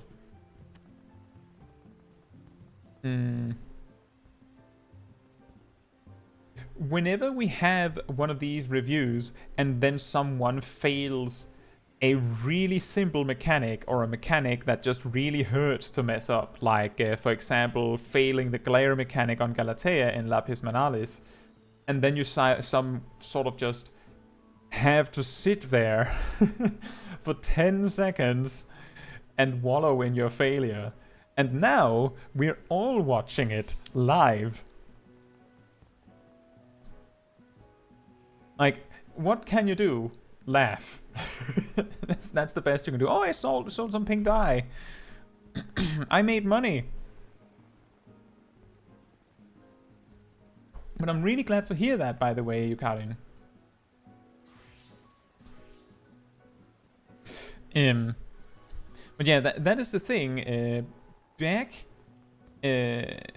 when so when I had reached max level with all jobs in Shadowbringers, which took a while because I like played the game on and off, but when I had maxed out all jobs, I joined a more active free company because the one I was in was dying. It felt like it's still alive today, but it's like finding a unicorn, finding one of them from the LVFC that I believe Fel was in as well. I tried to teach people, like the way that I went about teaching people back then was every time I saw someone make almost like a minor mistake even, I would be like, hey, can I teach you something? And sometimes I would not go like, can I teach you something? I would just be like, you should do this differently. Let me put it like this. Not everyone likes to be told that they're doing things wrong suddenly on a whim. I learned that the hard way. And one day, I was in a situation where one of the friends that actually wanted my advice, like those that sought me out to teach them, asked me about something. I was like trying to teach them, and I was like, I mean, I'm a little busy right now, and like I'll teach you, of course. Let me show you now, and then afterwards I would tell them like, remember, you could also just look up a guide if I'm not there. And they said, I can't really, because most of the guides feel like they're going too fast, and they're like, I don't understand, because it feels like they're like skipping things or something. And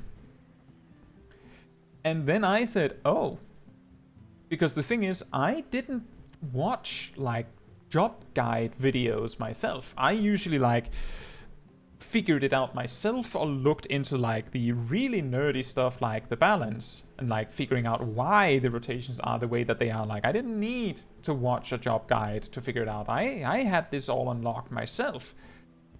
So I didn't know. So anyway, so that person was learning Red Mage, I believe, at the time. Which is why one of my first videos on the channel, one of the first, especially one of the first job guides, is a Red Mage guide at level 50.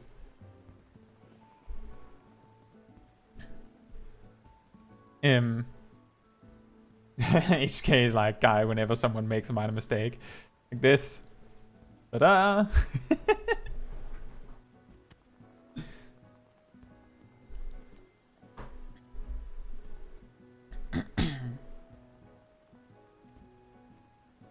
Terrible says, that was the exact guide I found you from. Was it... So the first Red Mage guide I made is... The first Red Mage guide I made was like... that was actually in Shadowbringers. Still in Shadowbringers. But I'm really glad that my job guides are very much appreciated still. And thank you, Dressarian. And King Tututato says, your guides are quite nice. When I was learning Black Mage, the most popular guides were all about trying to reach theoretical DPS ceilings. Yeah, I could imagine. And that's the thing, is that... so part of the reason why most of my job guides finish on some sort of like... this is the one of the optimal openers, and this is how you do the rotation really effectively, is because some players want to do it perfectly, right? And a lot of players would view the guide as flawed or wrong if I recommended an easy opener rotation, like anything less than perfect. Even if the target audience might not be masters of the job. So I usually I try to find some sort of middle ground, but the optimal opener is usually included. At least a really good opener is included.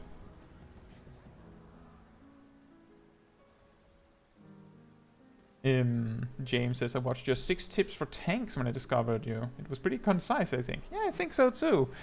I was new to tanking and just wanted more advice from someone that knew only Black Mage. Funny story is that I actually made a tank starter guide before that. Like a long time before that. But tank basics guide, including a list of things that you need, that I feel is important to know as a new tank, and just going through the things in in order, apparently doesn't sell as well on YouTube as 6 great tips.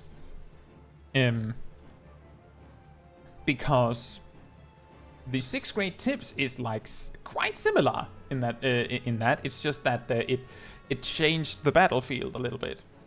I also got better at making videos since then, of course. But yeah, I actually have a healer starter guide and a tank starter guide that predates these 6 great tips guides. They're not as well made, but the content of them is great. So if you want a slightly differently worded version of those kinds of guides, or maybe you feel like maybe I didn't include something, maybe I forgot something in the new version, you could watch those too. You could also not. But I'm glad those are great too. Yukardin says, you're probably one of the few Final Fantasy XIV creators that actually has tips for astrologians wall-to-wall pulls. You know, if you want to see something absolutely silly that probably explains the reason why that is, you should check the comment section of the Astrologian short. A lot of the comments are like, Lamau, you don't need all of this. A lot of them is also like, why is your tank a warrior? The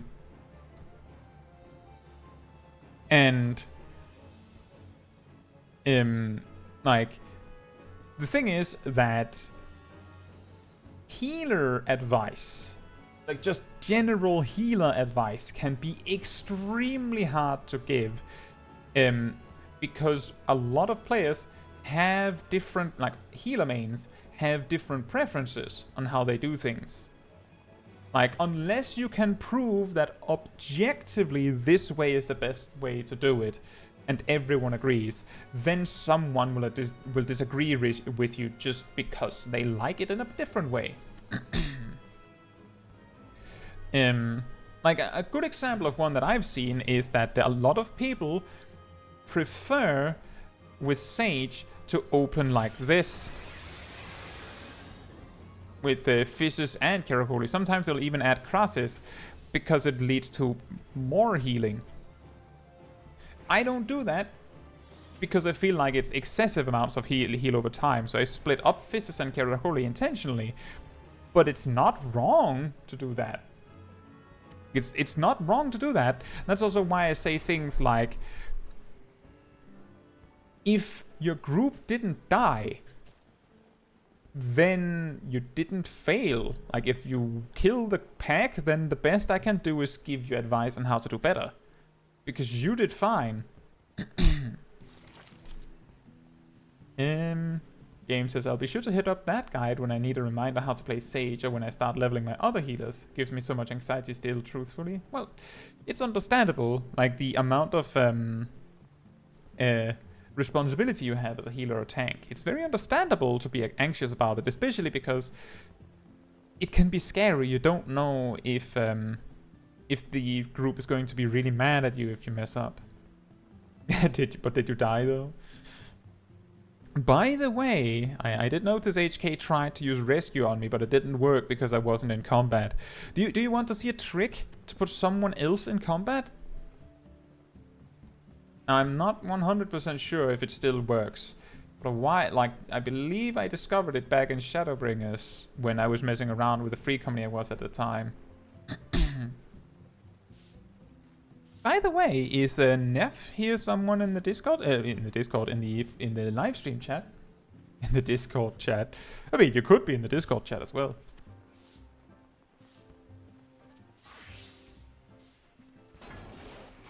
So I'm in combat. Oh, that is BSR. Oh, welcome aboard. So I'm in combat now with that. I'm in party with HK here. Are you perhaps in combat now?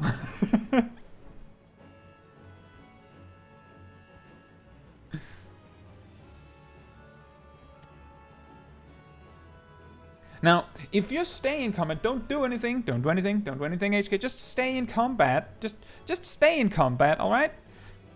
I just need to set something up. Just don't do anything. Just stay in combat. Just stay in combat. Just stay in combat. Just stay right there in combat. And whee!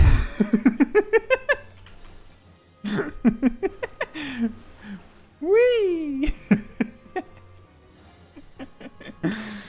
Whee! Yep, you can just shirk the enmity onto someone.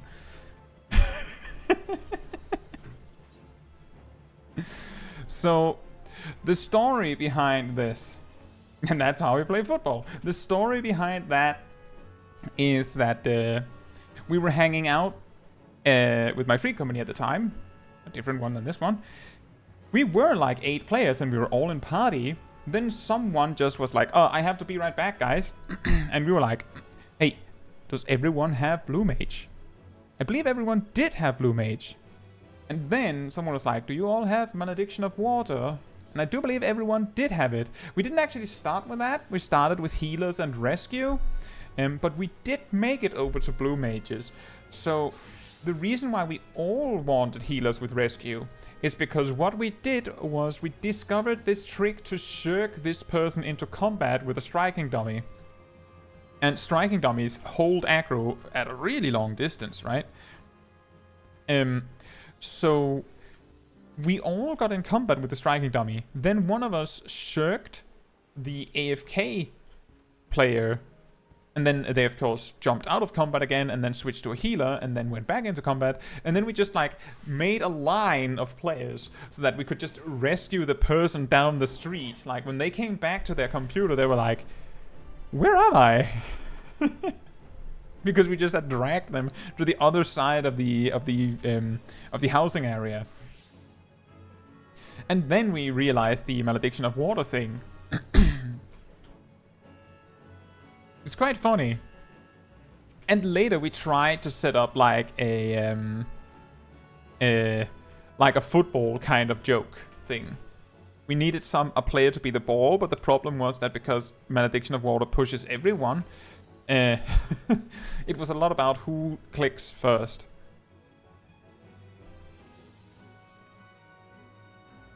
Yeah,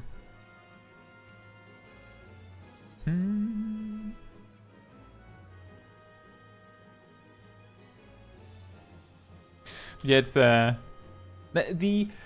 meme trick there, like the ability to put a different player in combat is a key to unlock a lot of silly antics. So do be sure you only do it with your friends, all right?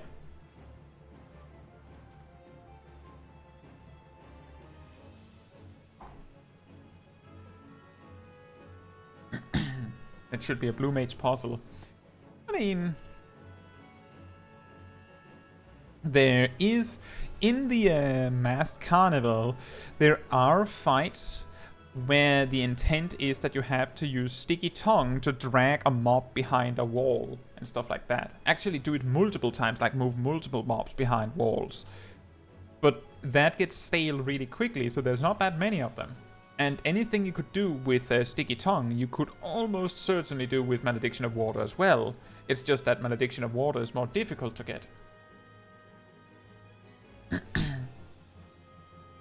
Caetsu says, I'm near the limit to have a maxed friend list. The only thing left in Final Fantasy XIV is for me to have 100% of. You know, you have a point.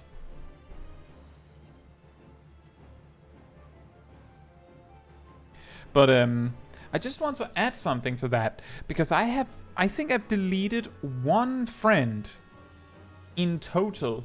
1 or 2, which also means that I have friends like this. Very interesting name. I don't know how they get a parentheses in their name. And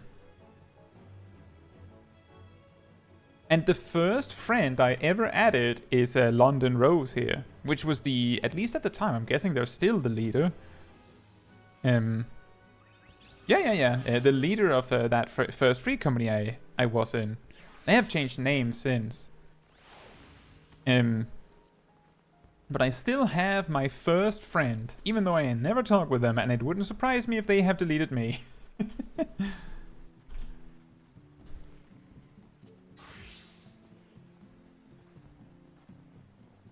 Bondi says, someone on my friends list who made me a crafted paladin weapon in 2014 logged in for the first time in like 8 years recently.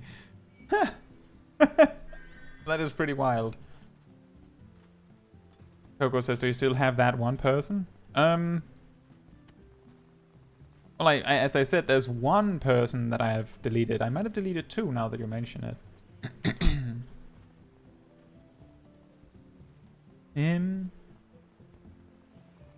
Angel says, Sage can kill someone effectively with AoE and get themselves out of danger if they rescue and Icarus to someone else. You know, that still requires some setup to do. The good news is that it's not like you can use rescue to drag someone off the edge and then use Icarus, because I'm pretty sure it wouldn't actually work before you fall off the game, or fall off the map. HK says, does the game still crash when you use Icarus and rescue? That would surprise me if it did. I never heard about that.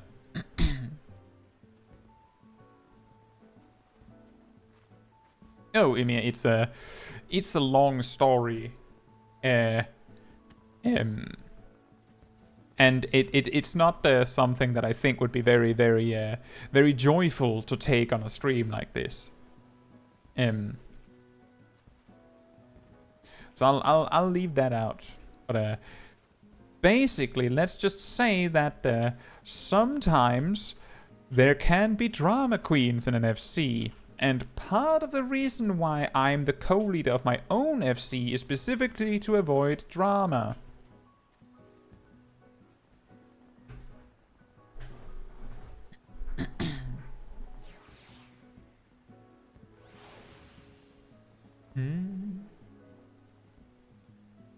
Apparently the game crashed for the person that you can Icarus to when they also get rescued. That's interesting.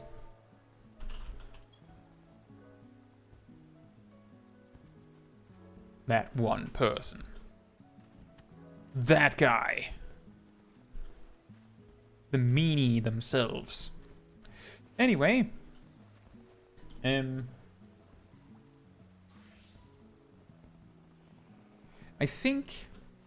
let me just make sure that I save the clips that on my list that we didn't actually get to talk about. That we have them for next time. Let me just use my little emote system here to make sure that I know which ones I've already seen. There we go. So on the community Discord, if you see that I've given a little thumbs up to the clip that you've posted, it means that I've written it down. Which means that you have to make, like, that isn't noted anymore, anywhere specifically, but if I put a thumbs up and you suddenly change it, then I will not notice. Or I will not look again. I might not, because I've already seen it. Like, I've already noted, oh, that's the video, that's the notes you have for the video, like, there's this thing happening in it that you want me to look for. If you see that Small Kai is eating a crystal, like this emote that I've just posted in the chat, then it means I've already reviewed it.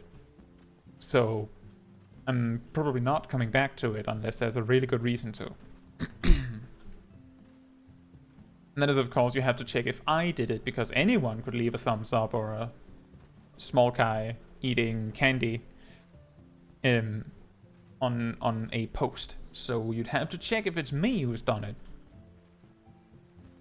And that's a good point, Castle. You could grieve someone with Icarus Rescue in Labyrinth of the Ancients. I'm sure people will love you for that. Especially if it leads to the wall not appearing on time. And then everyone wiping. But yeah. Look at me. Going for nearly an hour more than I'm usually planned for. As is tradition.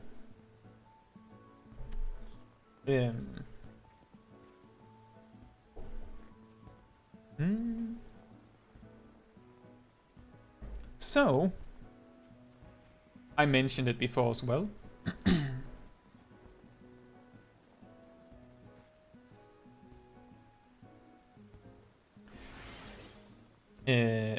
If you like the people that you've seen in the chat on the stream, you will probably find a bunch of them in the community Discord server, where you will also find the weekly schedule where you can see what else is happening this week.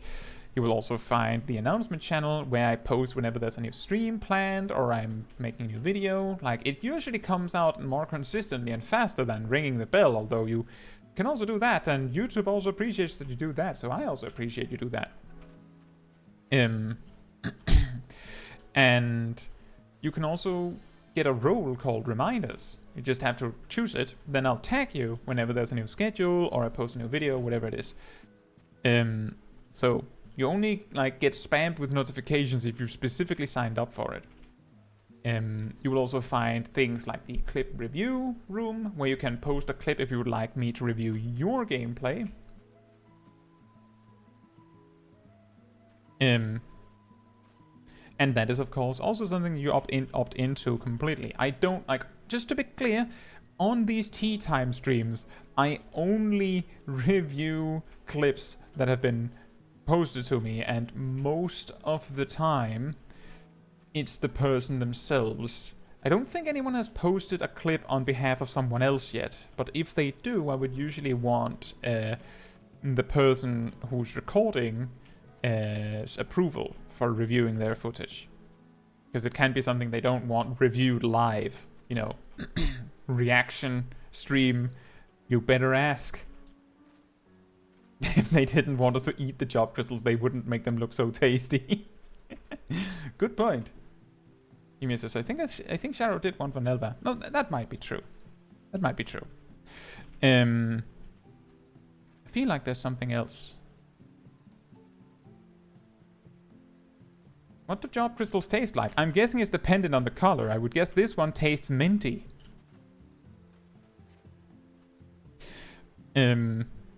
But what's coming in the next few days? Maybe I should mention that. Tomorrow, I have a video coming out where we talk a little bit about what qualifies as a spoiler. Obviously, just like with the 2-minute burst thing, there isn't exactly a right or wrong answer necessarily, because each person has a different opinion on that. But I will present actual examples of that. So if you have not completed the story, don't fret. I have lots of warning throughout the video. There's a spoiler warning at the start. there's a little extra warning before the video starts proper, and then throughout the video, if you look like in this side of the screen, when the next clip is coming up, they will like fade in a little up next and like a warning of what kind of spoilers coming up next, so you have a relatively good idea of whether you feel comfortable getting that one. Like if you've completed the MSQ, you're probably fine. If you haven't completed the entire MSQ yet, you might want to be careful because there are some enormous spoilers later in the video. I just wanted to say that because there are some sprouts that might still want to see the part of the video they can see. So just don't like just put the video on in the background, because you might look at the worst possible time, just for your own sake. I'm just saying this because I know there are a lot of sprouts that watch the channel. On Thursday, we have a daily stream. So many of you have had this happen a lot of times. This time, I'm going to be using jobs randomly. So probably just roll a die to choose what we're playing next. That is why it's called Oops All Chaos. I don't know if that's going to be more entertaining or less entertaining, but I'll try that, see if it's fun. And Friday, we have a talk about how boring all of the secondary stats in the game are, like speed and crit. So I hope you'll find that entertaining. And that is of course going to be a video premiere, as is tradition. And then we have Small Kai, where we will do Alexander on Saturday. So we're doing the Alexander normal raid with the story, hopefully the whole thing, on Saturday.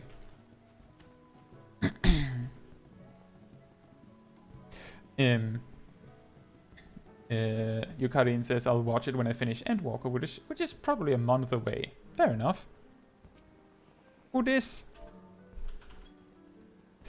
Needlemere says, is it anything post Endwalker?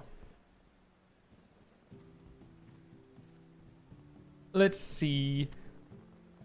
What's the I'll be vague. The spiciest is I talk about some alliance raids which could be considered spoilery, like those are mild examples. I talk about some potentially mega spoilers depending on how early you are in the MSQ. In Stormblood, this is a trial series in Stormblood, I believe. Wait, no. Shadowbringers trial series that might be extremely spoilery. The reason I mixed it up is because it happens to be in Stormblood areas for some reason. And it also includes the second trial in Endwalker. Don't say the name, anyone. Do not say it. I'm sure those that know what I'm talking about know why that would be a problem if a sprout saw it. It has the biggest up next warning signal as it is coming up.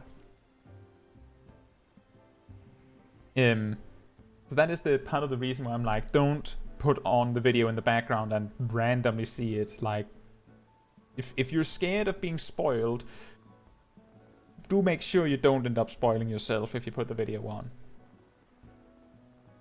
But I'm pretty sure, as I recall, that's the final that's the final spoiler. So technically, there's no spoilers past, like in post Endwalker. There is some stuff in the level 90 first dungeon, like the final dungeon of the leveling of Endwalker. King Tututato says, is Lahabre's fate a spoiler? I suppose that would be considered a spoiler, but I don't think I include that as an example.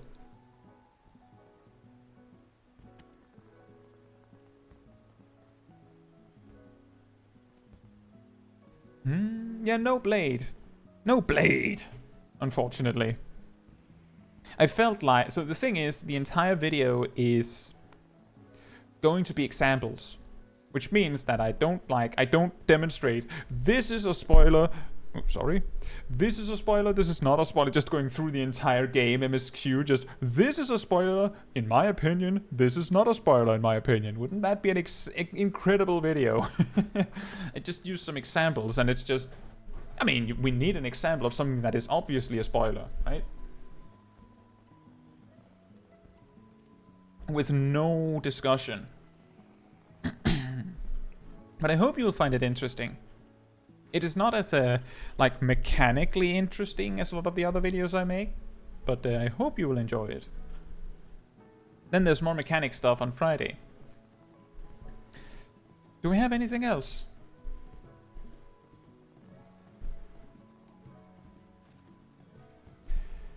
Right. So naturally, for those that are interested in the clip review part of Tea Time, I do one of these tea times about every other week at least. So that means that it takes a little bit to accumulate the clips. But rest assured, I will get to your clip. If I haven't outright said I'm not going to review that, then I will. Terrible says, I wonder if anyone else was actually drinking tea during tea time. I ran out. But I did, and I'm pretty sure, I think Gazel usually does. Not 100% sure on that, but I think that they've said they do.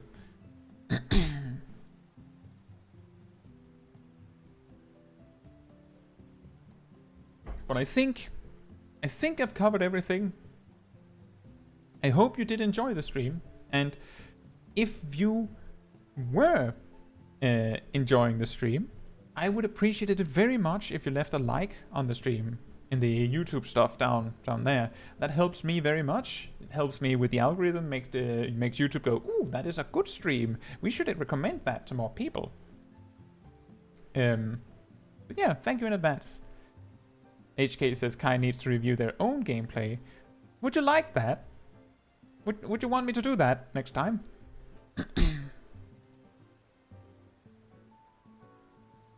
Would you very much like if one of the clips that I included was me? So I go, yeah, just have like a printed out picture of myself that I'm holding here, like, you should have done this. You forgot to use that. Because I could do that. I have so much footage. I think we've actually had a clip review of me going through a Sage run at some point.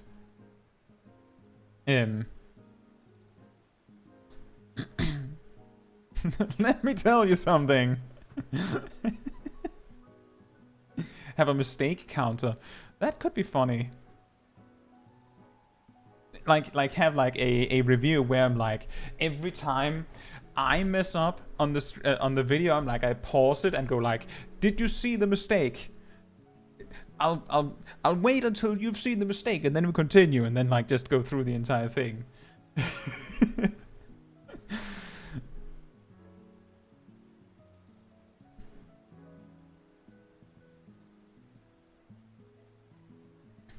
Centric says, appreciate all the informational videos. Even a veteran player like me learns new things from them. I'm glad to hear that.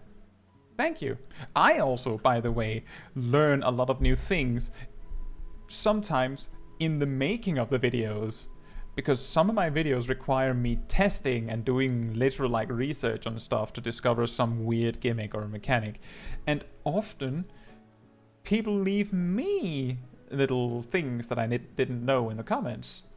Like, oh, I also want to add this, or they add their own weird feature that they discovered that I didn't know. Like, for instance, in the recent 10 oddities video, the backwards casting thing was something that I learned recently because someone mentioned it. So I went and tested it, was like, oh yeah, apparently it works.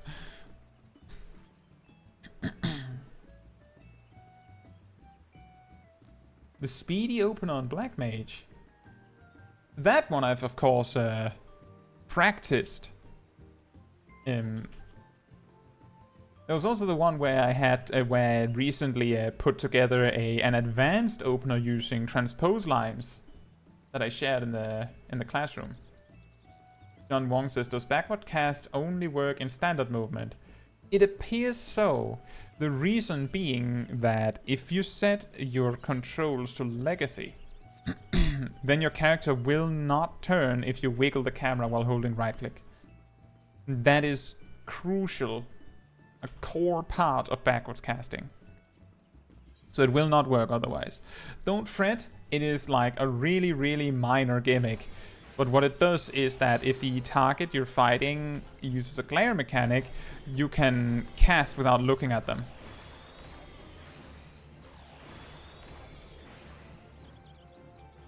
That is what it does. For the most part, you won't need it. It's like extremely specific. If anyone knows how to do backward casting with legacy controls, then I would love to hear how you did it, because I don't know. I don't play with legacy controls, so I don't know if there's a setting I've forgotten.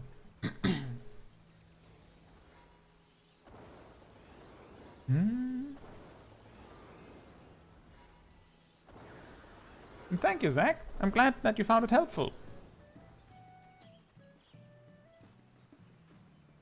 Tristan said, although it was on controller, just lightly tapping joystick made it work. Is it possible to turn your character on a controller without moving?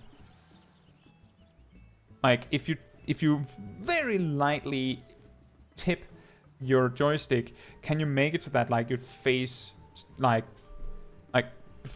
this way? By just like tapping very, very carefully? Like just very, very lightly, so you can like turn without moving, because the thing is you have to do it without moving. Otherwise it'll cancel your cast. Like, is it possible to turn without moving? If you want to be, if you like really want to test on it, whether you can or not, it might help to like cast a really long spell of some sort. Like, I don't know, start casting something like Impact, so that you have a while to figure out the turn. Tristan says, if you face the camera backward and lightly moving forward, it will do a 180. Will it do it without cancelling your cast? Because this isn't good enough.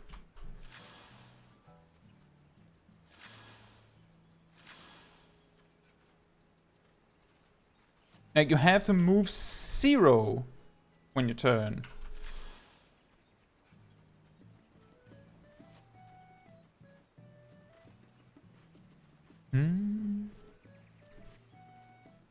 As far as I know, you can't do it.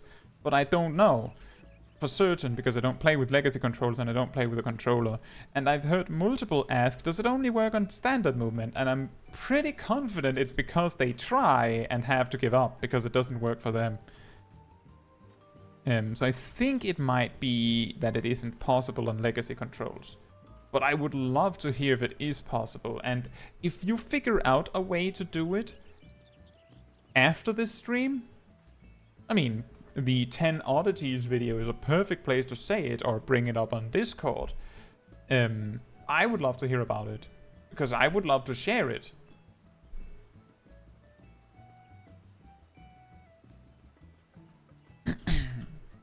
Right. So. I don't have anything else. I think this is the 3rd or the 4th time I've been about to round up the stream. But this time we're rounding it up for real. Now it's getting serious. It is very strict, BSR. It is very strict in the niche application, so I don't think you need to worry about it being difficult to do.